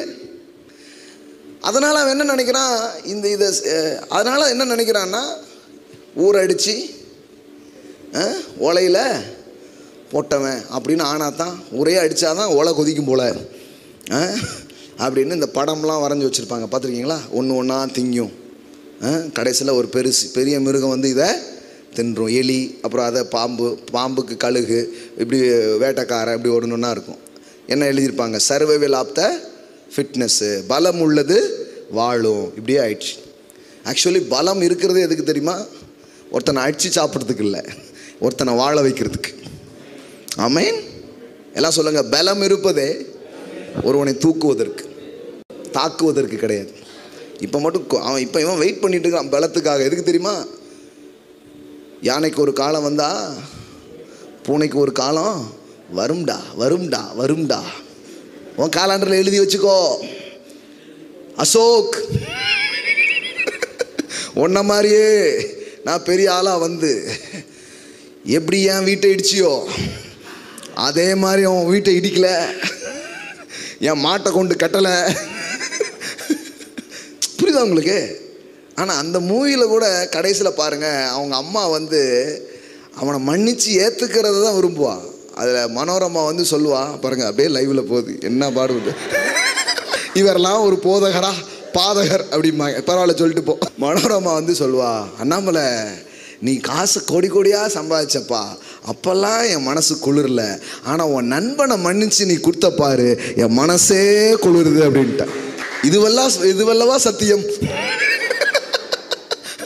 யோசிச்சு பாருங்களேன். நம்ம சினிமான்னு கேவலப்படுத்துகிறோம், ஆனால் அந்த கேவலம் நீங்கள் சொல்கிறதுக்குள்ளே எவ்வளோ அழகானதெல்லாம் வச்சுருக்கிறாங்க பாருங்களேன். இது என்னதான் நீ ஆனாலும் ஒரு சக மனுஷனை மன்னிக்கிற மாதிரி பெரிய விஷயம் எதுவுமே கிடையாது. அவன் புத்தி கெட்டத்தனமாக பண்ணியிருப்பான், ஆனால் நீ அப்படி பண்ணுங்கிறது இல்லைப்பா. மன்னிக்கிறத விட பெரிய விஷயம் எதுவுமே கிடையாது. சில பேர் பார்க்குறாங்க, இந்த படத்தில் எங்களுக்கு இது தெரியவே இல்லையே அப்படின்னு. அதனால தான் மனம் திரும்பி படம் பார்க்கணும். இயேசு கூட போய் தேட்டரில் உட்காந்திங்கன்னா இந்த வெளிப்பாடெல்லாம் உங்களுக்கு வரும். நான் பார்க்குற எல்லா மூவியும் அவருக்கும் சேர்த்து தான் டிக்கெட் எடுக்கிறேன். நான் பாப்கார்ன் எல்லாம் வாங்கி தலைவரோடு தான் உட்காந்துருக்கிறது. அதனால தான் எதை பார்த்தாலும் என்ன தான் தெரியுது, பா என்ன அருமையான காஸ்பல், என்ன அருமையான அப்படி தான் தெரியுது. இதுக்காக நம்மளை வச்சு செய்வாங்க, அது வேற. அது நம்ம இந்த மதத்தை பார்த்து என்றைக்குமே பயப்படுறது கிடையாது. ஆமென். என்ன எந்த எந்த இதை பயன்படுத்தி சொன்னானே, சரியான கருத்துக்களை சொல்கிறோமா அதுதான் முக்கியம். ஆமேன். எல்லாம் டிவியில் போகுது, எதுலேயும் வருது. கிறிஸ்தவங்களாம் எல்லாமோ நிறைய பேர் சொல்லியிருக்காங்க, தம்பி நல்லா பேசிகிட்டு இருப்பீங்க, டக்குன்னு இது ஊடையில் விட்டுருவீங்க அப்படிம்பாங்க. நான் சொன்னேன், என் தனித்துவமே அதுதான். நீங்கள் அதில் போய் கை வச்சிங்கன்னா எப்படி? அதனால் என் ஸ்டைலில் நான் பண்ணுறேன். நீங்கள் என்னை சவுல் வஸ்திரம்லாம் போட சொல்லாதீங்க, எனக்கு இந்த கல்லை சுற்றி அடிக்கிறது தான் வரும். கோலியாத்து விழுறானான்னு பாருங்க. ஆமேன். இப்போ இப்படிலாம் பண்ண போய் மக்கள் ரட்சிக்கப்பட்டு ஆண்டவர்கிட்ட வந்துட்டே இருக்காங்களா இல்லையா? அதை தான் பார்க்கணுமே தவிர நீங்கள் என்ன இப்படி இருக்கீங்க, இப்படி பேசுகிறீங்க, அதெல்லாம் எப்படி பேசுகிறவங்களாம் முடிவை பாருங்கள். கூட்டி கழிச்சா கணக்கு கரெக்டாக வரும். எல்லாம் சாலமோன் தான் சொல்லியிருக்காரு, காரியத்தின் கடைத்தொகையை கேட்போமாக. அப்படின்னா என்ன அர்த்தம்? மண்டையில் சொரிஞ்சிட்டு சொன்னாரான்னு தெரில, எல்லாம் பிரசங்கியில் தான் இருக்குது. எனக்கு ஒன்றும் பெருசாக அப்படி இப்படிலாம் பார்க்கல. பாருங்கள், எல்லாம் இருக்குது வேதத்தில், நல்ல காரியங்களை பாருங்கள். அப்போது அவ்வளோ பெருசாக ஆனால் கூட பகைமை இதை இது பண்ணாமல் நன்மை தான் நேசிப்பா. உன் நன்மை உனக்கு இது பண்ணாலும் அதுதானே சிலுவை. நீ எல்லாரையும் அடிச்சப்பார், பார் நான் உன்னை அடிக்கிறேன், நீ கெடுத்தப்பார் நான் உன்னை கெடுக்கிறேன், இப்படியே போகாமல் பரவாயில்லப்பா, யாருக்கெல்லாம் உலகத்தில் யாருக்கெல்லாம் கோபம் இருக்குது என் மேலே காட்டிக்கோ அப்படி நின்னார். சிலுவைங்கிறது அதான், உலகத்தின் பாவத்தை சுமந்து தீர்த்த தேவாட்டுக்குட்டின்னு அர்த்தம். அவன் என்னெல்லாம் வச்சுருக்கீங்க வஞ்சனை நல்லா கொட்டிக்கோ, உன் வீட்டில் இருக்க எல்லா குப்பையும் இன்றைக்கே கொண்டு வந்து போட்டுரு, நான் அந்த குப்பையை ஒரு மேட்டில் கொண்டு போட்டு இன்றைக்கே முடிவு கட்ட போகிறேன். அதான் கிராஸ். மாநகராட்சி வண்டி மாதிரி நிற்கி அம்புட்டியும் போட்டுரு. இன்னும் குப்பை ஒருத்தட்டையும் இருக்கக்கூடாது, நான் கொண்டு போய் இதை டெலிவரி பண்ண ஒருத்தன் இருக்கிறான் நரகம், அங்கே போய் டெலிவரி பண்ணிட்டு வர போகிறேன், உன்னை டெலிவரி பண்ண போகிறேன். ஆமாம். அதான் கிராஸ்ங்க. நம்ம வேறு மாதிரி பார்க்குறோம், அதனால் நமக்கு வேறு மாதிரி தெரியுது. அதான் உண்மை. சுமந்து தீர்க்கிறதுனா அதுதான். இனிமேல் அது வேண்டாம். பிதாவே இவர்களுக்கு மன்னியும், தாங்கள் செய்கிறது என்னதென்று அறியாது இருக்கிறார். பாவம். அப்போ நீங்கள் இதெல்லாம் புரிய புரிய மனுஷங்களை பார்த்து கோபம் வர்ற நாளெல்லாம் போய் அட திருட்டு பயல, அவனுக்கு வேறு வாழ வழியே தெரியல, வாழ வழியே தெரியல. ஏன் ஒருத்தன் அழிக்கிறான், ஒருத்தன் ஏன் பிடுங்குறான், ஏன் இன்னைக்கு இவ்வளோ அநியாயம் அக்கிரமம் இதெல்லாம் நடக்குது? இதை பார்க்கும்போது நீங்கள் வேறு தேவனுடைய கண்ணோட்டத்திலேருந்து பார்த்தீங்கன்னா வேறு மாதிரி பார்ப்பீங்க. ஓ, இந்த உலகத்துக்கு எவ்வளோ மாற்றம் தேவைப்படுது, இந்த உலகத்துக்கு எவ்வளோ திருத்தம் தேவைப்படுது, இந்த உலகத்தில் இன்னும் ஜனங்களுக்கு வாழ்கிறதுக்கு வழி தெரியல. ஒருத்தனை அடிச்சாதான் வர முடியும், ஒருத்தனை கெடுத்தாதான் வர முடியும், பட்டயத்தால் தான் பிழைக்க முடியும். இதை தான் அந்த உலகம் கற்று வச்சிருக்கு. அப்போ இதை புரிஞ்சிருக்கிற உலகத்துக்கு நடுவில் இந்த பட்டயெல்லாம் இல்லைங்க, படைத்தவராலே நீ நல்லாக முடியும். பட்டயத்தால் பிழைக்கிற வாழ்க்கையிலிருந்து படைத்தவர் ஆள் வாழ்கிற ஒரு வாழ்க்கை ஒன்று இருக்குங்கிறத காட்டுறதுக்கு தான் கடவுள் உங்களை தெரிந்து கொண்டிருக்கிறார். ஆமென். நாமளும் எடுத்த உடனே மாறிடுறது இல்லை, ஆனால் கொஞ்சம் கொஞ்சமாக வருது மாற்றம். எத்தனை பேருக்கு வருது? 2022 ரொம்பவே வரும். கொஞ்ச நாளுக்கு அப்புறம் பாருங்கள், உங்களையே பார்த்து என் கண்ணே பற்றுமே அப்படிங்கிற மாதிரி உங்கள் வாழ்க்கையை அவர் மாற்றி வச்சிருவார். நிச்சயமாக சொல்கிறேன். நம்மளாம் இப்படி நம்மளை எவ்வளோ அழகாக மாற்றிருக்கிறாரு. சும்மா அந்த நடிப்பு மாற்றம் கிடையாது, ரியலாக மாற்றுவார். Real change. எல்லாம் சொல்லுங்கள், ரியல் சேஞ்ச். போலித்தனமாலாம் அவங்கள மாற்ற மாட்டார், நிஜமாக அவங்கள என்ன பண்ணுவார்? மாற்றுவார். நிஜமான மாற்றங்கள் உங்கள் வாழ்க்கையில் வரும். அப்போ இது தெரியல, இந்த வழிமுறைகள் தெரியல. ஆசை சரி, ஆனால் வழி தவறு. முன்னேறணுங்கிற ஆசை சரி, செழிக்கணுங்கிற ஆசை சரி, பெருகணுங்கிற ஆசை சரி, உயர்ந்த இடத்துக்கு வரணுங்கிற ஆசை சரி. நாம் என்ன பண்ணிட்டாங்க, இந்த மத பிரசங்கத்தில் என்ன பண்ணிட்டாங்கன்னா ஆசைக்கு எதிராக பேசிட்டாங்க. நீ ஆசைப்படாத, உனக்கு தேவையில்லை, உனக்கு தேவை. ஏன் அப்படி சொன்னாங்கன்னா, தப்பான வழியில் தான் அதை அடைய முடியும்னு இவங்களும் நம்புகிறாங்க. இப்போ கூட யாராவது ஒருத்தர் பணக்காராக இருந்தால் என்ன நினைக்கிறாங்க? கண்டிப்பாக இவன் பணக்காரனாக இருக்கான்னா என்ன அர்த்தம்? ரொம்ப தப்பு பண்ணியிருக்கான்னு அர்த்தம். சிம்பிள். ஏன்னா பதவியில் இருக்கிறான்னு என்ன அர்த்தம்? ரொம்ப தப்பு. நம்மலாம் கொஞ்சமாக பண்ணியிருக்கோம், அதனால் சின்ன பதவியில் இருக்கோம். ரொம்ப பெருசாக பண்ணவன் பெரிய பதவியில் இருக்கான். கொஞ்சத்திலே உண்மையாக இருந்தான், அநேகத்துக்கு இப்போ அதிகாரி ஆகிட்டான். நம்ம ஊரில் பாருங்களேன், இவர் எப்படி டாக்டர் ஆனார்? 1000 பேரை கொண்டாதான் ஏன் ஒருத்தன் டாக்டராகவே ஆக முடியும்? எப்படி தத்துவத்தை விதைக்கிறாங்க பாருங்க. ஒருத்தன் நல்லா இருக்கிறதோ, ஒரு நல்ல நிலைக்கு வர்றதோ, அதுக்கு பின்னாடி என்னதான் இருக்குது? எவ்வளோ பேர் என்ன பண்ணணும்? கொல்லணும். இவ்வளோ பேர் அவன் இதாகணும், எத்தனை பேர் அழிக்கிறானோ அவன் தான் வீரன். இப்படியே ஒரு தத்துவம் உள்ளே வந்துடுச்சு. அதனால தான் பாருங்களேன், தாவீதை கூப்பிட்டு சொல்கிறான், எனக்கு நுனித்தோலை அறுத்து கொண்டு வா. கவுண்ட் சொல்கிறான், இத்தனை நுனித்தோலை அறுத்து கொண்டு வந்துட்டேன்னா உனக்கு யாரை கொண்டு வந்துடுவேன், என் பொண்ணை கொடுத்துடுவேன் அப்படிங்கிறான். அவன் பாருங்க பிடிச்சி எத்தனை பேரை பிடிச்சி அப்படியே படிச்சுட்டு போயிடுறீங்க. அறுத்து ஒரு தட்டு ஃபுல்லாக கொண்டு வந்திருக்கான். இதான் அப்போனா என்ன அர்த்தம்னா, வீரன்னா யாரு, எம்புட்டு தலையை அவன் கொண்டு வந்திருக்கிறான். 1000 தலை கொண்ட அபூர்வ சிந்தாமணியா, கரெக்டா சார்? அந்த படம் பார்த்ததில்ல. 1000 தலை கொண்டு 1000 பேர் சுற்றுவாங்களா? 1000 தலை வாங்கிய அப்படின்னா அந்த தெரில, 1000 தலை வந்துருமோ? 1000 பேருக்கு செத்து போயிடுவாங்க ஒரு பெண்ணால். 1000 பேர் என்ன பண்ணுறாங்க?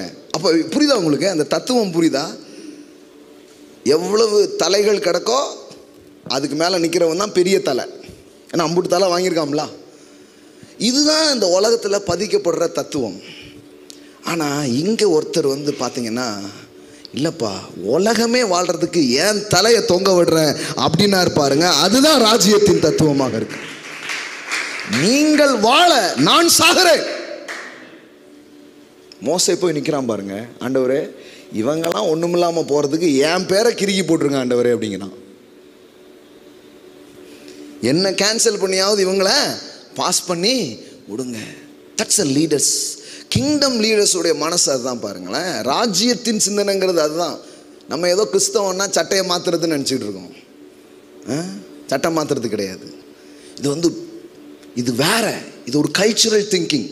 இது ஒரு வித்தியாசமான கலாச்சாரம். இந்த உலகத்தில் இல்லாத ஒரு கலாச்சாரம்.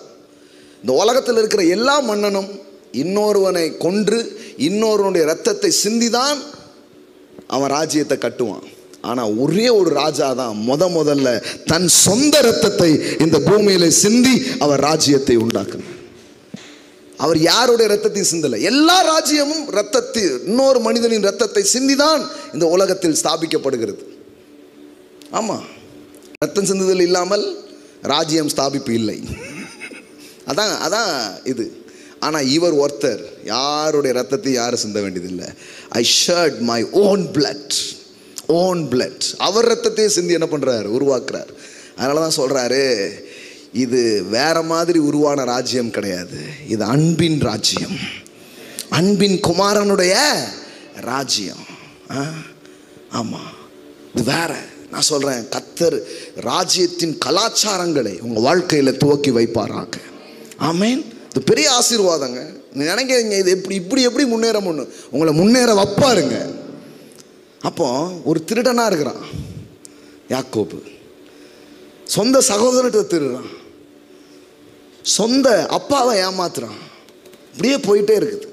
கடைசியில் பாருங்க, ஏசாவுக்கு பயங்கர கோவம். இந்த பையன் என்னன்னே தெரில, காலை பிடிச்சிக்கிட்டே வந்தான், காலை வாரிக்கிட்டே இருக்கானேன்னு படுங்க கோவம் அவனுக்கு. ஆமாம், யாக்கோபுனாலே அதான் சப்ளண்டர். அப்படின்னா என்ன, கால்வாரி எல்லாம் தெரியாமல் வேற இந்த பேரை வச்சு விட்டுருந்தாங்க நிறைய. ஜாக்கப் அப்படின்னா திருடன்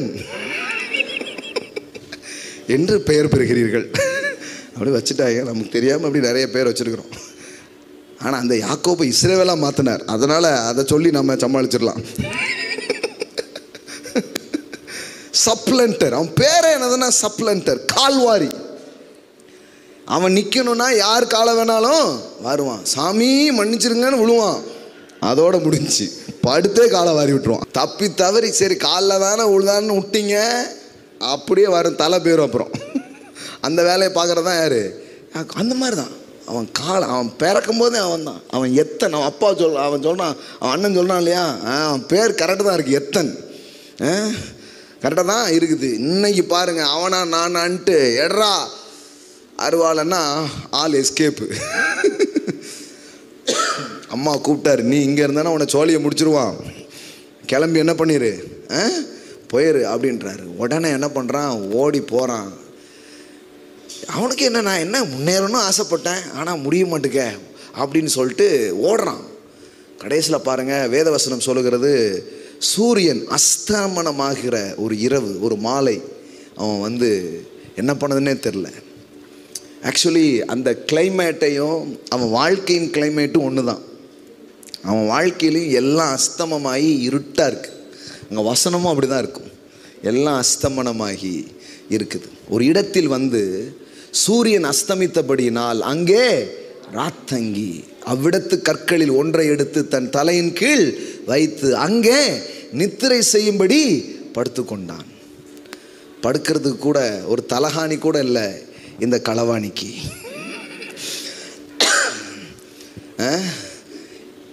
கடைசியில் இந்த கல்லனுக்கு கல் தான் கிடச்சிச்சு. என்ன பண்ணுறான், அதை வச்சு படுத்து தூங்குறான், நித்திரை செய்யும்படி படுத்து கொண்டான். இப்போ ராத்திரியில் கத்தர் பேசுகிறார். நமக்கு தெரிஞ்ச கத்தராக இருந்தா இப்படி திருட்டுத்தனமாக பண்ணி வந்து ஏமாத்திட்டு படுத்திருந்தான், அவன்கிட்ட கத்தர் என்ன பேசுவார்? மகனே யாக்கோபே, இன்று மரித்தால் எங்கே போவாய்? ஊரை அடித்து கொள்ளை அடித்து வந்தவனே, இன்னைக்கு ஆத்துமா எடுத்துக்கொள்ளப்படும், இன்று இரவோடு உன்னை ஒப்புக்கொடு. இப்படி தான் நம்ம கேட்டிருப்போம். ஆனால் இங்கே கத்தர் தான் பேசுகிறாரு. அதான் சொல்கிறேன், நீங்கள் பார்க்காத ஒரு கத்தர் ஒருத்தர் இருக்கிறார், அவரை தான் நாங்கள் உங்களுக்கு அறிவிக்கிறோம். அறியப்படாத தேவனுக்குங்கிறது சர்ச்சில் தான் நீங்கள் சொல்ல வேண்டியது இருக்குது. இவங்க எந்த தேவனை பிடிச்சி வச்சுருக்காங்க தெரில பாருங்களேன்.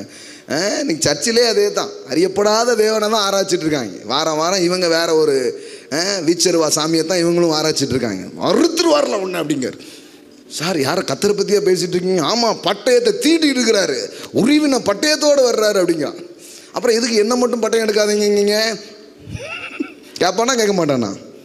சாமியே காவலுக்கு அருவா வச்சிருக்க, நான் ஆசாமி வச்சுக்க கூடாதா? அவன் கேட்கறது இல்லை, லாஜிக் இருக்கா இல்லையா? இருக்குதுங்க. அப்படிதான் பேசிக்கிட்டு இருக்கிறோம் நாம. ஆனால் சாமி எல்லாத்தையும் போட்டுட்டு நிர்வாணமாக வந்து நின்னார்னு என்னைக்கு தெரியுதோ அன்னைக்கு தான் பெரிய மாற்றம் வரும் பாருங்க. பரவாயில்லடா குத்திக்கோடா அப்படின்னு வந்தாரு பாருங்க, அது தெரியணும் பாருங்க. என்ன பேசுறாரு பாருங்க. அங்கே அவன் ஒரு சொப்பனம் கண்டான். இதோ ஒரு ஏணி பூமியில் வைக்கப்பட்டிருந்தது, அந்த நுனியில் வானத்தை எட்டியிருந்தது, அதில் தேவதூதர்கள் ஏறுகிறவர்களும் இறங்குறவர்களுமா இருந்தார்கள். எல்லாம் சொல்லுங்க, புதிய உலகம். அவன் நினைச்சான் அந்த உலகத்தில் இதுதான் இருக்குது, இதுதான் வாழ்க்கை நினைச்சிட்டு இருக்கும்போது ஒரு நியூ வேர்ல்டு அவன் பார்க்குறான். ஒரு புதிய தரிசனத்தை அவன் என்ன பண்ணுறான், பார்க்குறான். அதில் என்ன நடக்குது பாருங்க. தேவதூதர்கள் ஏறுகிற ஒரு ஏணி வழியாக என்ன பண்ணுறாங்க, ஏறுறாங்க. அது நுனி வானத்தை தொட்டிருக்குது. அப்புறம் என்ன பண்ணுறாங்க, தேவதூதர்கள் இறங்கி வருகிறார்கள். பாருங்க, இந்த பூமிக்கும் பரலோகத்துக்கும் ஒரு கனெக்ஷன் இருக்கு. எல்லாம் சொல்லுங்க, கனெக்ஷன். இது விளங்கணும் பாருங்களேன். இது விளங்குனாதான் வாழ்க்கை விளங்கும். இங்கே தான் எல்லாமே நினச்சிட்டு இருந்தீங்கன்னா முடிஞ்சிடும். ஒரு பெரிய கனெக்ஷன் இருக்கு. அதற்கு மேலாக கர்த்தர் நின்று என்ன பேசுறாரு பாருங்க திருடன்கிட்ட. நான் உன் தகப்பனாகிய ஆபிரகாமின் தேவனும் ஈசாக்கின் தேவனுமாகிய கர்த்தர், நீ படுத்திருக்கிற பூமியை உனக்கும் உன் சந்ததிக்கும் தருவேன். இந்த நிலத்துக்காகப்பா இப்படி போராடிட்டு கிடக்கிற, இந்த சொத்துக்காகவா இப்படி போராடிட்டு கிடக்கிற, இதுக்காகவா இவ்வளவு போராட்டம்? நீ இன்னைக்கு அநாத மாதிரி ஒண்ணுமில்லாம படுத்திருக்க பாரு, இந்த பூமியை உனக்கும் உன் சந்ததிக்கும் என்றைக்கும் நான் கொடுப்பேன். எல்லாம் சொல்லுங்க, கர்த்தர் கொடுக்கிறவர். எடுக்கிற திருட்டு புத்தி உள்ள ஒரு மனுஷனுக்கு கர்த்தர் வந்து எடுத்து அப்படின்லாம் பேசல. நான் கொடுக்கிறவருப்பா உனக்கு. நீ ஏன் திருடனா வாழ்ற? நீ ஏன் திருட்டு புத்தியில் இருக்கிற? நீ ஏன் சொந்த சகோதரனை வஞ்சிக்கிற? ஏன்னா உனக்கு நான் யாருன்னு தெரில. ஆனால் நானே உனக்கு என்னை அறிமுகப்படுத்துகிறேன். நான் உன் தகப்பனாகிய ஆபிரகாமின் தேவன், ஈசாக்கின் தேவன். ஆமென். உனக்கு உங்கள் தாத்தாவை பற்றி தெரியுமா? உங்கள் அப்பாவை பற்றி தெரியுமா?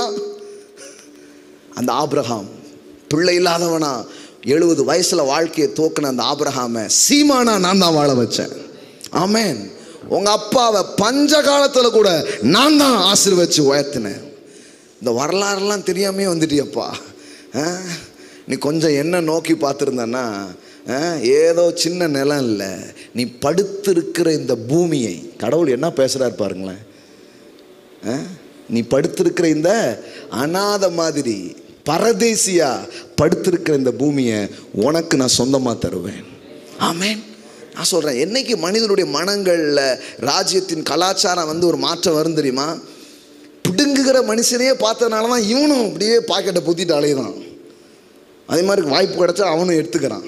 ஆனால் கொடுக்கிற கர்த்தர் அவனுக்கு என்னைக்கு தெரியுதோ அன்னைக்கு தான் ராஜ்யத்தின் சிந்தனைகள் உள்ள வர ஆரம்பிக்கும். ஆமென். எத்தனை பேர் இருந்தாங்க, எனக்கு கொடுக்கிற ஒரு கர்த்தர் ஒருவர் இருக்கிறார். அப்போ அவன்கிட்ட என்ன சொல்கிறாரு, இந்த பூமி முழுவதையும் நான் உனக்கு தருவேன், இது எல்லாத்தையும் நான் உனக்கு தரேன். ஸோ யோசித்து பாருங்கள், இன்றைக்கி நாம் இஸ்ரவேல் அப்படின்னு ஒரு நாடே இருக்கிறத இன்றைக்கி தேசமே அறிஞ்சிருக்கு. யோசித்து பாருங்கள், ஒரு திருடனுக்கு சொந்தமாக ஒரு நாட்டையே கொடுத்துருக்கிறாரு. ஹலோ, என்ன மாதிரி ஒரு தேவன் பாருங்கள், என்ன மாதிரி ஒரு தேவன். தருவேன், உன் சந்ததி பூமியின் தூளை போல் இருக்கும், நீ மேற்கையும் கிழக்கையும் வடக்கையும் தெற்கையும் பரம்புவாய், உனக்குள் உன் சந்ததிக்குள் பூமியின் வம்சங்கள் எல்லாம். என்னங்க ஒரு திருடன் மேலே இவ்வளோ ஆசீர்வாதத்தை பேசிகிட்டு இருக்காரு. அவனுக்கு தெரியும், ஆண்டவருக்கு தெரியும், இன்றைக்கி அவன் திருடனாக இருக்கிறான், ஆனால் நாளைக்கு இவன் தேவனுடைய பிரபுவாக அவன் இருப்பான். இவனுக்குள்ள இருந்து சந்ததிகள் என்ன பண்ண போகிறது, உருவாக போகிறது, ஆசீர்வதிக்கப்படும். நான் உன்னோடு இருந்து நீ போகிற இடத்திலெல்லாம் உன்னை காத்து இந்த தேசத்துக்கு உன்னை திரும்பி வர பண்ணுவேன், நான் உனக்கு சொன்னதை செய்யும் அளவும் உன்னை கை விடுவதில்லை என்றார். ஆமென். ஹல்லேலூயா. ஆமென். இந்த வருஷத்தில் அதை எடுத்துக்கோங்க, நான் உனக்கு சொன்னதை செய்யும் அளவும் நான் உன்னை கைவிடுகிறதில்லை. நான் வெறுமனையா உன்கிட்ட சொல்ற கடவுள் மட்டுமல்ல, நான் உனக்கு சொன்னதையெல்லாம் நிறைவேற்றுகிற கடவுளாக இருக்கிறேன். நான் உனக்கு கை விடுகிறதே இல்லை. வார்த்தையினால் சொன்னதை கரத்தினால் செய்கிற தேவன். அவன் முன்னேறி போறான் பாருங்க. யாக்கோபு நித்திரை தெளிந்து விழித்த போது மெய்யாகவே கர்த்தர் இந்த ஸ்தலத்தில் இருக்கிறார், இதை நான் அறியாமல் இருந்தேன் என்றான். ஐயோ, இப்படி ஒரு கர்த்தர் இருக்கிறாரு, இப்படி ஒரு தேவன் இருக்கிறாருன்னு தெரியாதனால தான் என் அண்ணன் தம்பியை போட்டு ஏமாற்றிக்கிட்டு இதில் இப்படி ஒரு வாழ்க்கை நான் என்ன பண்ணுறேன் வாழ்ந்துட்டுருக்கிறேன்ட்டு அவன் என்ன பண்ணுறான், போகிறான். அவரை நம்பி என்ன பண்ணுறான், போகிறான். அவன் அவரோடு கூட சில வார்த்தைகள் அவன் பேசுகிறான் பாருங்கள். அந்த பேரெல்லாம் வைக்கிறான். வானத்தின் வாசல் எழுந்து எடுத்து அது மேலே எண்ணெல்லாம் ஊற்றி பாருங்கள், ஒரு கல்லை எடுத்து எண்ணெல்லாம் ஊற்றுறான். நீங்கள் ஊற்றுனீங்கன்னா அவ்வளோதான். அவன் நம்பிக்கையை கட்டுறதுக்கு கடவுள் எல்லாத்தையுமே அங்கீகரிச்சிருக்கிறார். ஆமென். ஒரு கல்லை எடுத்து எண்ணெய் ஊற்றுறான் பாருங்களேன். ஆமாம், அவ்வளோதான். இன்றைக்கி வேறு எண்ணெயை உங்கள் மேலே ஊற்றிடுவாங்க. ஊற்றி என்ன சொல்கிறான், தேவரீர் எனக்கு தரும் எல்லாவற்றிலும் உமக்கு தசமபாகம் செலுத்துவேன் என்று சொல்லி பொருத்தனை பண்ணி கொண்டான். ஆமென். எங்கிருந்து எங்கே வந்துட்டான் பாருங்க. தந்திரத்தினால்தான் பிழைக்க முடியும் என்று எண்ணினவன் இப்பொழுது ஒன்று தெரிந்து விட்டது, நான் தந்திரத்தினால வாழ மாட்டேன், அவரை நம்புகிறேன். அந்த நம்புறேங்கிறதுக்கு யூ ஆர் மை சோர்ஸ் அப்படிங்கிறதுக்கு ஒரு கனெக்டிங் இருக்குது பாருங்க. அதுக்கு பேர் தான் தைதிங். எல்லாம் சொல்லுங்கள், தைதிங். இந்த தசமபாகங்கிறது வேற ஒன்றுமே இல்லை, என்னுடைய செல்வத்தின் ஆதாரம் கர்த்தர் அப்படிங்கிறத சொல்கிறது தான் தைதிங். ஆமென். சும்மா தசமபாகம் கொடுக்கலன்னா ஆஸ்பத்திரியில் கொடுப்பேன், இப்படி புரிதலில் கிடையாது. What is mean by tithing? இந்த உலகம் தந்திரத்தில் வாழுது, நான் கர்த்தரை நம்புறதுல வாழ்கிறேன், ஆகையினால் ஐ எம் கிவிங் தைட்ஸ். ஆமென். அவன் சொல்கிறான், நான் எனக்கு வர்ற எல்லாத்துலேயும் எதை கொடுப்பேன், தசமபாகம், 10% நான் செலுத்துவேன். பாருங்க, தந்திரத்திலிருந்து தசமபாகத்துக்கு போயிட்டான். இவ்வளோ நாள் தந்திரத்தில் தான் வாழ முடியும்னு நினச்சான். இப்போ அவனுக்கு தெரிஞ்சிடுச்சு, நான் தந்திரத்தில் வாழ போகிறதில்ல, இதில் வாழ போகிறேன், தசமபாகத்தில் வாழ போகிறேன். அப்படின்னா என்ன அர்த்தம், கர்த்தரை நம்புறதுல நான் வாழ போகிறேன். Amen. Cheating to tithing. Amen. எல்லாம் சொல்லுங்கள், சீட்டிங் டு டைதிங். இனி சீட்டிங் பண்ணி முன்னேற போகிறதில்ல, டைதிங். தேவனை நான் நம்ப போகிறேன், தந்திரம் கிடையாது. என்னது, டைதிங். என் வாழ்க்கையில் எனக்கு வர்ற எல்லாத்துலேயும் முதன்மையானதை அவருக்கு செலுத்த போகிறேன், 10% கர்த்தருக்கு செலுத்த போகிறேன். அப்போ சும்மா 10% ஏதோ நீங்கள் கர்த்தருக்கு கொடுக்குறீங்க இல்லை, அவர் தந்தாருங்கிறத நீங்கள் ஹானர் பண்ணுறீங்க. when you tithes, நீங்கள் தசமபாகம் கொடுக்கும்போது நீங்கள் என்ன சொல்கிறீங்கன்னா, கர்த்தர் எனக்கு தந்தாருன்னு சொல்கிறீங்க. அதனால தான் எல்லாரும் தசமபாகம் கொடுக்கணுங்கிற அவசியமே இல்லை. ஏன்னா நானே எல்லாம் உண்டு பண்ணேன்னா கடவுள் சொல்கிறார், அப்போ நீனே வச்சுக்கோ அப்படிங்கிறாரு. யாரெல்லாம் கொண்டு வாங்குறாருன்னா, நான் கொடுத்தேன்னு நம்புறேன்னா கொண்டு வா அப்படிங்கிறார். ஆமென். Bring your tithes. என்னுடைய பண்டக சாலைக்கு, என்னுடைய ஆலயத்திற்கு அதை கொண்டு வா. பிரிங் ஆல் டைட்ஸ், எல்லாத்தையும் கொண்டு வா. ஏன் கொண்டு வரோம்? ஏன்னா கொடுத்தவர் அவருங்கிறத கொண்டு வரும்போது நான் சொல்கிறேன். ஆமென். அதெல்லாம் பாருங்கள், இந்த வெளிப்பாட்டை தான் நம்ம பிரசங்கம் பண்ணுறோமே தவிர யாரையும் பயங்காட்டிக்கிட்டுலாம் இருக்கிறது கிடையாது. நீ கொடுக்கலன்னா எல்லாமே எவன் கொடுத்தான் கொடுக்கல, கொடுக்கறதுங்கிறது கடவுள் வச்சிருக்கிற நியமம். ஏன்னா கடவுள் கிவர். ஆமென். அந்த தன்மை நமக்குள்ளே வருதுங்கிறதுக்கு அது என்னவா இருக்குது? ஒரு பெரிய அடையாளமாக இருக்கிறது பாருங்க. அப்போ அவன் போனால் அவன் இன்னொன்று தெரியுது. ஒரு ஆள் ஒருத்தன் இருக்கிறான், அவன் ரொம்ப மோசம். இவன் யாருக்குனவே பல்வேறு ஆளுக்கு தண்ணி காட்டின ஒரு ஆள், அவனுக்கு தண்ணி காட்டுறதுக்கு ஒருத்தங்க உட்காந்துருக்குறான். அதுதான் அவன் மாமனார். கல்யாணத்தில் ஆரம்பித்து பிஸ்னஸ் ஒன்றும் விடலை, காட்டுன்னு காட்டான். 14 வருஷம் என்னாச்சு? அப்படியே போச்சு. பாக்கெட்டில் ஏதாவது இருக்கான்னு விட்டு பார்த்தா ஒன்றும் இல்லை. பொண்டாட்டி பிள்ளைங்க மட்டும்தான் இருக்காங்க, வேற எதுவுமே இல்லை. உடனே இவன் சொல்கிறான், நான் கிளம்பலான் இருக்கிறேன் அப்படின்ட்டு. அவன் நீ கிளம்ப வேண்டாம், என்ன வேணும்ன்ட்டு. அப்போ அவன் சொல்கிறான், முதல்ல சொல்கிறான், யாக்கோபு, நீர் எனக்கு ஒன்றும் தர வேண்டியது இல்லை. என்னெல்லாம் கொடுத்தீரியா? இன்னும் என்ன வேணும்னா கேட்குறு. நீர் எனக்கு ஒன்றும் தர வேண்டியது இல்லை. நான் என்ன பண்ண போகிறேன்னா அவரை பார்க்க போகிறேன். அவர் எனக்கு ஒன்றை செய்யும்படி நோக்கி பாருங்கள். யோசித்து பாருங்கள். ரொம்ப சூப்பர் நேச்சுரலி அவனுடைய ஃபைனான்ஸை, அவனுடைய பிஸ்னஸை தேவன் ஆசீர்வதிக்கிறார். ஆமென். பலம் உள்ளதெல்லாம் யாக்கோபுடையதாய் சேர்ந்தது, பலவீனமானதெல்லாம் லாபானுடையதாய் மாறினது. ஆமென். அவன் சொல்கிறான் பாருங்க, நான் வரும்போது உமக்கு இருந்தது கொஞ்சம், நான் வந்ததுனால இப்போ உமக்கு என்ன இருக்குது? அதிகமாக இருக்குதுன்னு சொல்கிறான். ஏன்னா அந்த பெருக்கத்தின் அபிஷேகம் யாக்கோபு மேலே இருந்ததுனால கர்த்தர் அவனை பெருக வச்சுக்கிட்டே இருந்தார். அவனை விட ஏமாத்துற ஒரு ஆள் வந்த போதும் அவன் பெருக்கத்தை தடுக்க முடியல. பாருங்களேன். லாபான்னா யாரு? நான் அதை அடிக்கடி சொல்லியிருக்கிறேன். அவன் பேரே பாருங்களேன், லாபான். தன் லாபத்தை மட்டுமே பார்ப்பான். அதனால தான் அவன் பேர் என்னது? லாபான். நல்லா வச்சுருக்குறாங்க. லாபம்னே இருப்பான். ஏன் பொண்ணை கட்டி கொடுத்துருக்கிய? கொஞ்சம் முதல்ல நமக்கு இதான் முக்கியம். அவன் இருந்தால் தானே உன் பிள்ளைய நல்லா வைப்பான். அது பரவாயில்ல, நான் முதல்ல நல்லா இருக்கணும். என்ன மாதிரி ஆள் பாருங்க. வேற மாதிரி ஒரு மாமனார்.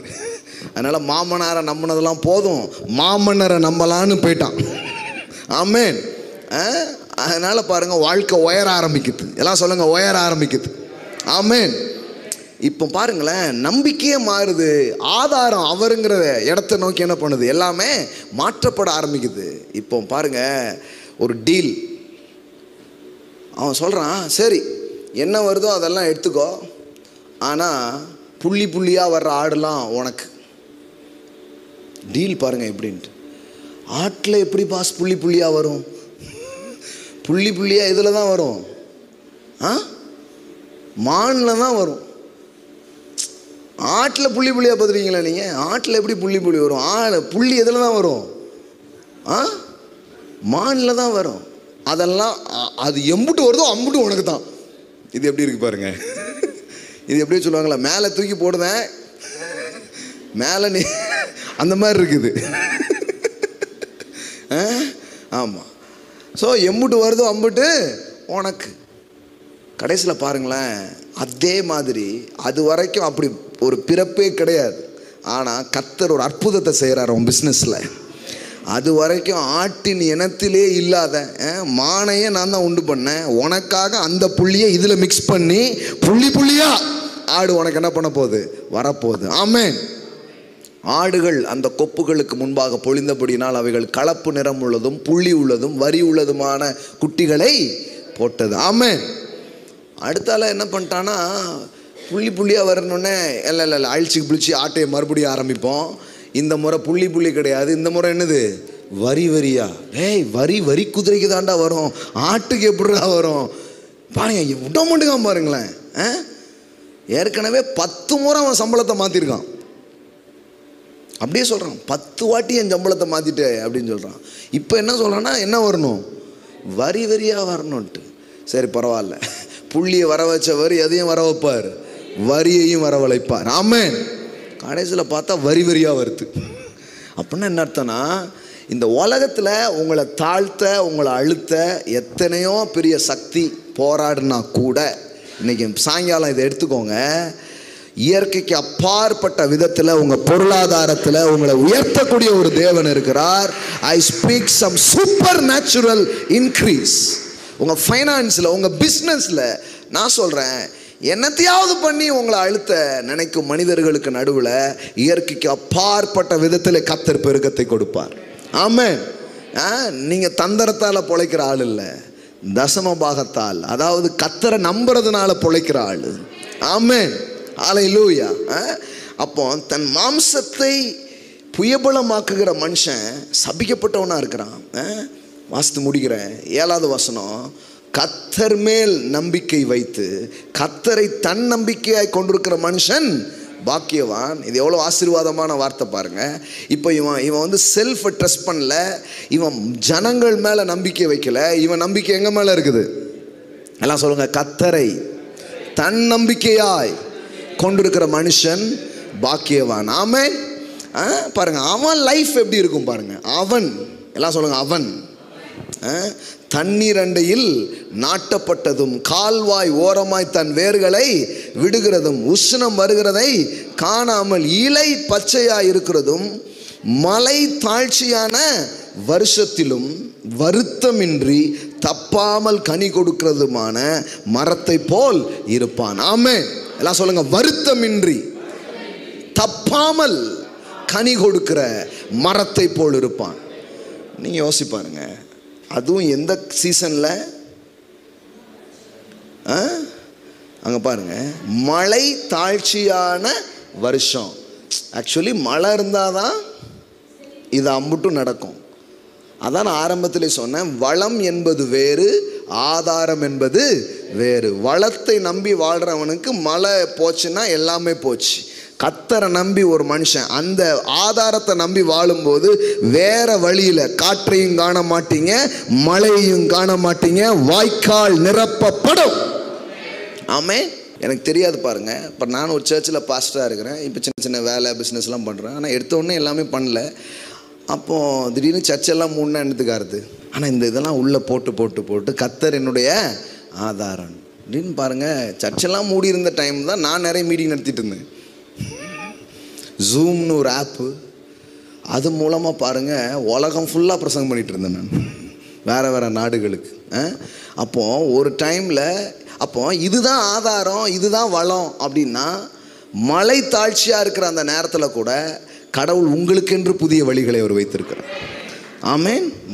மழை வந்தால் தான் நடக்கணும் இல்லை, மழை வராமலே நடக்கிறதுக்கு அவர்கிட்ட சில வழி இருக்குது.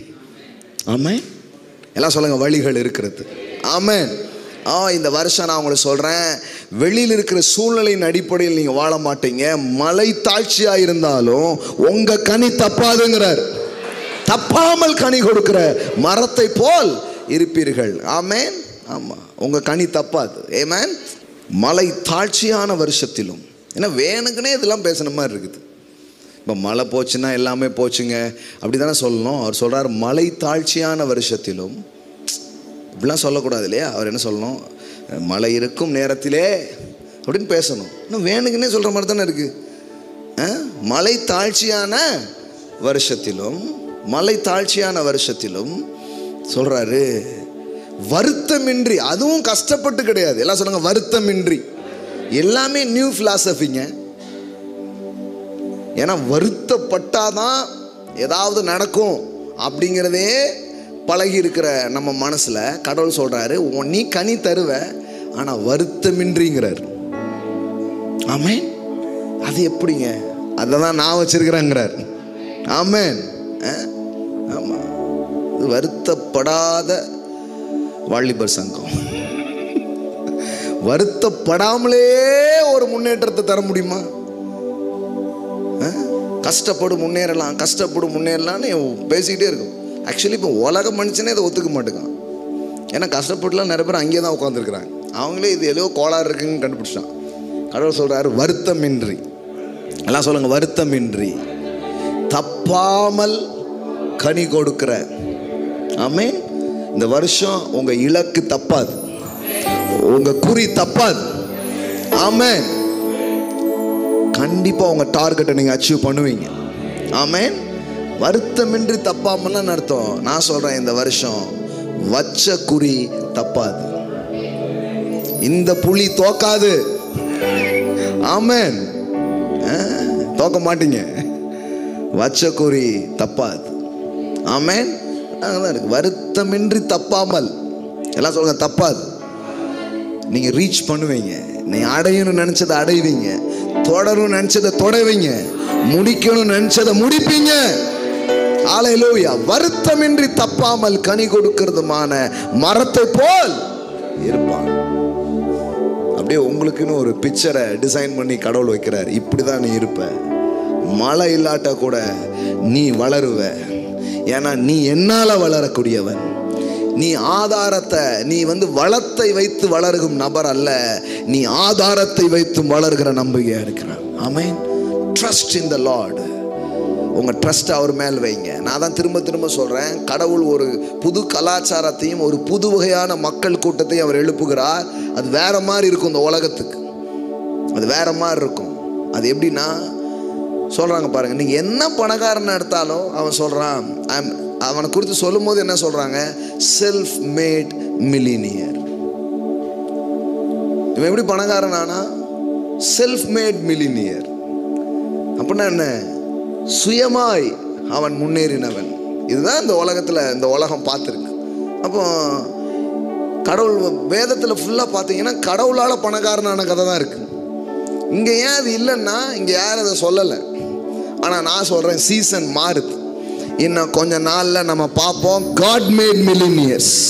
காட் மேட் மில்லினியர்ஸ் அங்க நின்று மக்கள் சொல்ல போறாங்க, இல்லைங்க என்ன ஒருத்தர் ஐஸ்வர்யவான் ஆக்கிறான்னு சொல்ல போறாங்க. ஆமென். I am not a self-made millionaire. I am a God-made millionaire. God-made millionaire. கர்த்தராலே நாங்கள் பராக்கிரமம் செய்தோம், தேவனாலே ஒரு மதிலை தாண்டினோம். ஆமென். ஹல்லேலூயா. இந்த வருஷம் இந்த மாம்ச எல்லையை தாண்டி ஆவியின் எல்லைக்குள்ளே நீங்கள் நுழைகிற வருஷமா இருக்கிறது.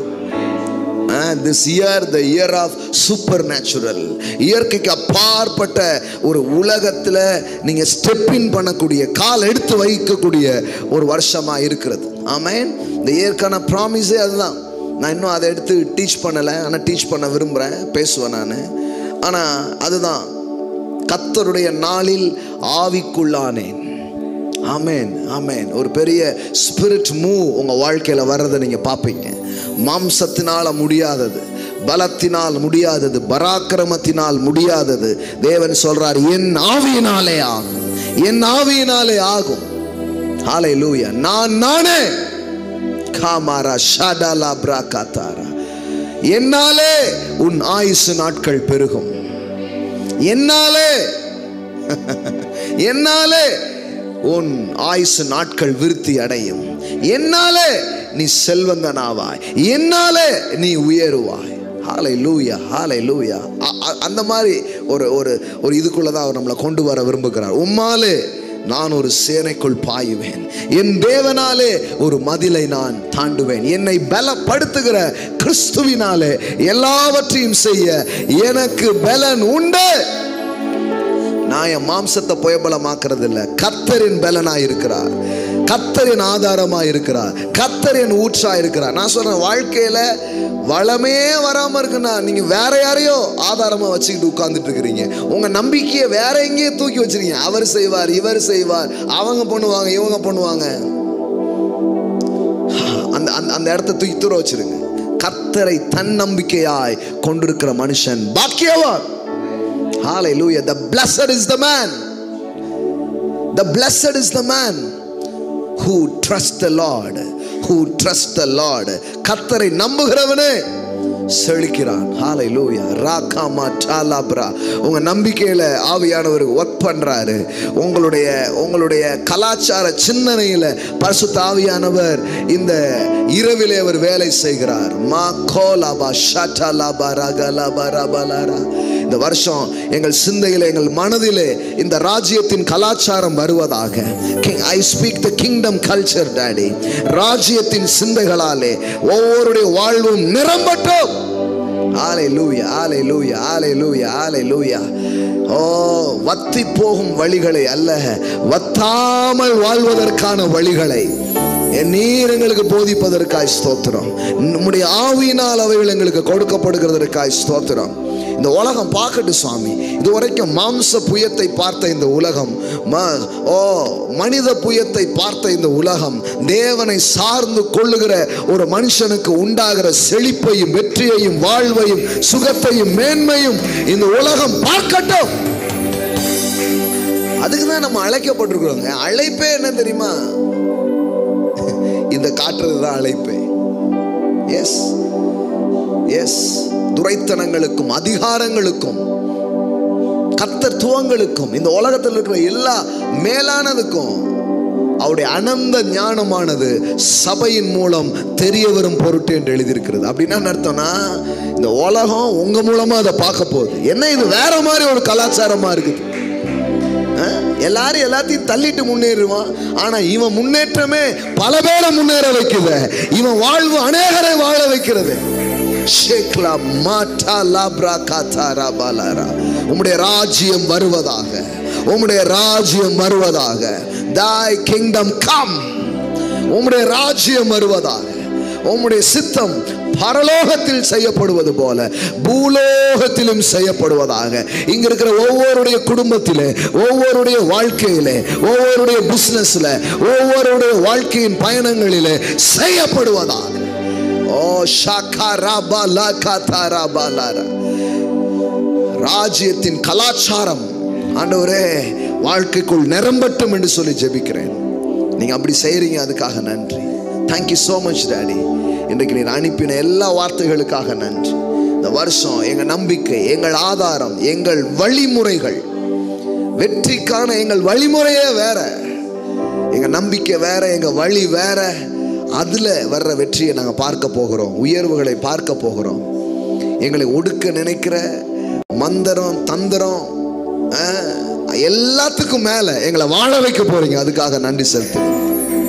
Thank you daddy. எவ்வளவாய் ஒடுக்கினார்களோ அவ்வளவாய் பெருகினார்கள் என்று எழுதியிருக்கிறது. இந்த வருஷம் ஒரு பெரிய பெருக்கத்தின் வருஷமாக, உயர்வின் வருஷங்களாக, இயற்கையை தாண்டி ஒரு முன்னேற்றம் உங்க வாழ்க்கையில வரும். Not natural growth. I declare in your life and in your business supernatural growth. It's not ordinary way. It's extraordinary growth. சாதாரண விதத்தில் அல்ல, நேச்சுரலா இதுக்கு வாய்ப்பே கிடையாது, இயற்கையாக இதுக்கு வாய்ப்பே கிடையாது. நான் சொல்ற இயற்கைக்கு அப்பாற்பட்ட உங்களுக்காக புள்ளி புள்ளியா வரணும்னா வரும், வரி வரியா வரணும்னா வரும். இல்லாததை இருக்கிறது போல் அழைக்கிற தேவனுடைய ஆசீர்வாதங்களை நான் பேசுகிறேன். மா கோலா பிராஷா தாரா பாலாராராராரா. ஹalleluya, hallelujah, hallelujah. அப்பா நீங்க செய்றீங்க, அதுக்காக நன்றி. இயேசுவின் உயர்ந்த நாமத்தினால் பிதாவே, ஆமென். ஹalleluya, ஆமென். கர்த்தருக்கு நாம் கொடுக்க போறோம், நம் கரங்களை எடுத்துக்கொள்வோம். ஸோ தைதிங் கொடுக்கறது வந்து ஒரு பெரிய விஷயம் அப்படிலாம் கிடையாதுங்க. ஆக்சுவலி தைதிங்கிறது ரொம்ப நார்மலான ஒரு திங்ஸ்.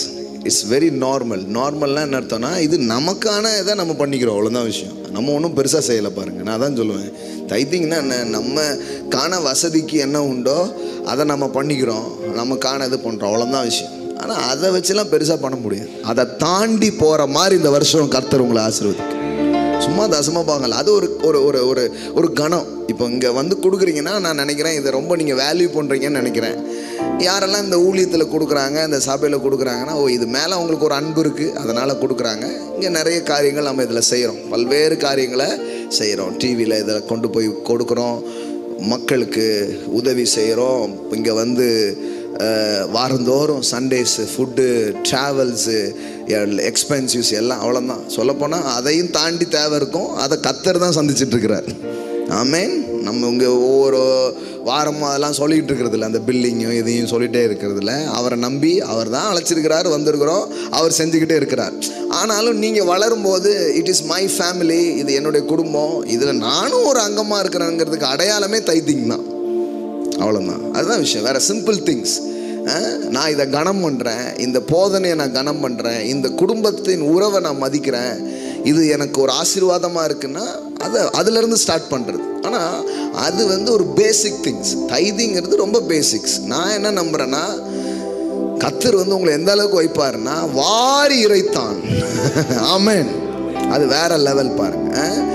கர்த்தர் உங்களை வாழ வைப்பார். கண் அவர் மேலே வைங்க, அவரோடு நெருங்கி வாங்க, அவர் வார்த்தையை நம்புங்க. சும்மா வேற எது மேலே வைக்காதீங்க. அவர் உண்மை உள்ளவராக இருக்கிறார். ஆமென். உங்கள் வாழ்க்கையில் இருக்கிற கேட்ட கூட நல்லதாக மாற்றுவார். ஆமென். நீங்கள் இழந்ததை 7 மடங்கு அவங்க கையில் திருப்பி கொடுப்பார். ஆமென். தேவன் உண்மை உள்ளவராக இருக்கிறார் பாருங்க. ஆனால் போன வருஷம் நடந்ததெல்லாம் பார்க்காதீங்க. இந்த வருஷம் பெருசாக நடக்க போகுது உங்கள் வாழ்க்கையில். ஆமென். கர்த்தர் அப்படியே செய்வார் உங்கள் வாழ்க்கையில். ஆமென். அவரை துதிங்க, அவரை கொண்டாடுங்க, அவரை நம்புங்க, நீங்கள் வளமாக இருப்பீங்க. ஆமென். அவரை தெய்வமாக கொண்டிருக்கிறீங்க. இது வரைக்கும் வெட்கப்பட்டதா வரலாறே கிடையாது. அப்படி ஒரு வரலாறு பிசாசு எழுத முடியாது. அதை கிழிச்சு தூர போட்டுட்டு என் ஜனங்கள் ஒருபோதும் வெட்கப்பட்டு போவதில்லை என்கிற புதிய வரலாறுகளை உங்க வாழ்க்கையில் அவர் ஏறுவார். ஆமென். ஹல்லேலூயா. நீங்கள் ஆசீர்வதிக்கப்பட்டவர்கள், மீட்கப்பட்டவர்கள். இந்த ஆண்டு முழுவதும், ஆமென் ஆமென், இந்த வருஷம் முழுவதும் நன்மையினால் கர்த்தர் உங்கள் வாழ்க்கையை முடிசூட்டி உங்கள் பாதையெல்லாம் நெய்யாய் பொழிய செய்வார். ஆமென். உங்கள் பாதை ராஜபாதையாய் இருக்கும். ஆமென். நீங்க செல்லும் இடமெல்லாம் புத்திமானாய் நடந்து கொள்வீர்கள்.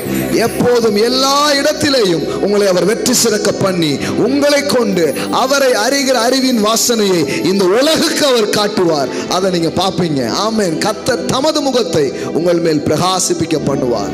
நீங்க போற இடத்துல எல்லாம் சமாதானம், செல்லும் இடமெல்லாம் மகிழ்ச்சியை நீங்க உண்டாக்குவீங்க. தேவ ராஜ்யத்தின் கலாச்சாரம் உங்கள் மூலமா இந்த பூமிக்குள் ஊடுருவி செல்வதை நீங்கள் பார்க்க ஆரம்பிப்பீர்கள். ஆமென். உங்களை பார்க்கிறவங்க எல்லாம் கடவுளை பார்ப்பாங்க.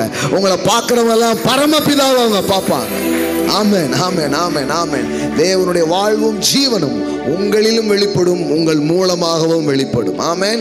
ஸோ உங்களை வாழ்த்துறேன், உங்களை ஆசீர்வதிக்கிறேன். ஆன்லைனில் பார்க்குற எல்லா பிள்ளைகளையும் வாழ்த்துறேன், உங்களை ஆசீர்வதிக்கிறேன். ரொம்ப அற்புதமான, ஆச்சரியமான, அசாதாரணத்தின் ஆண்டாக உங்களுக்கு இந்த year of supernatural lifestyles உங்கள் வாழ்க்கையில் கர்த்தர் செய்வார்.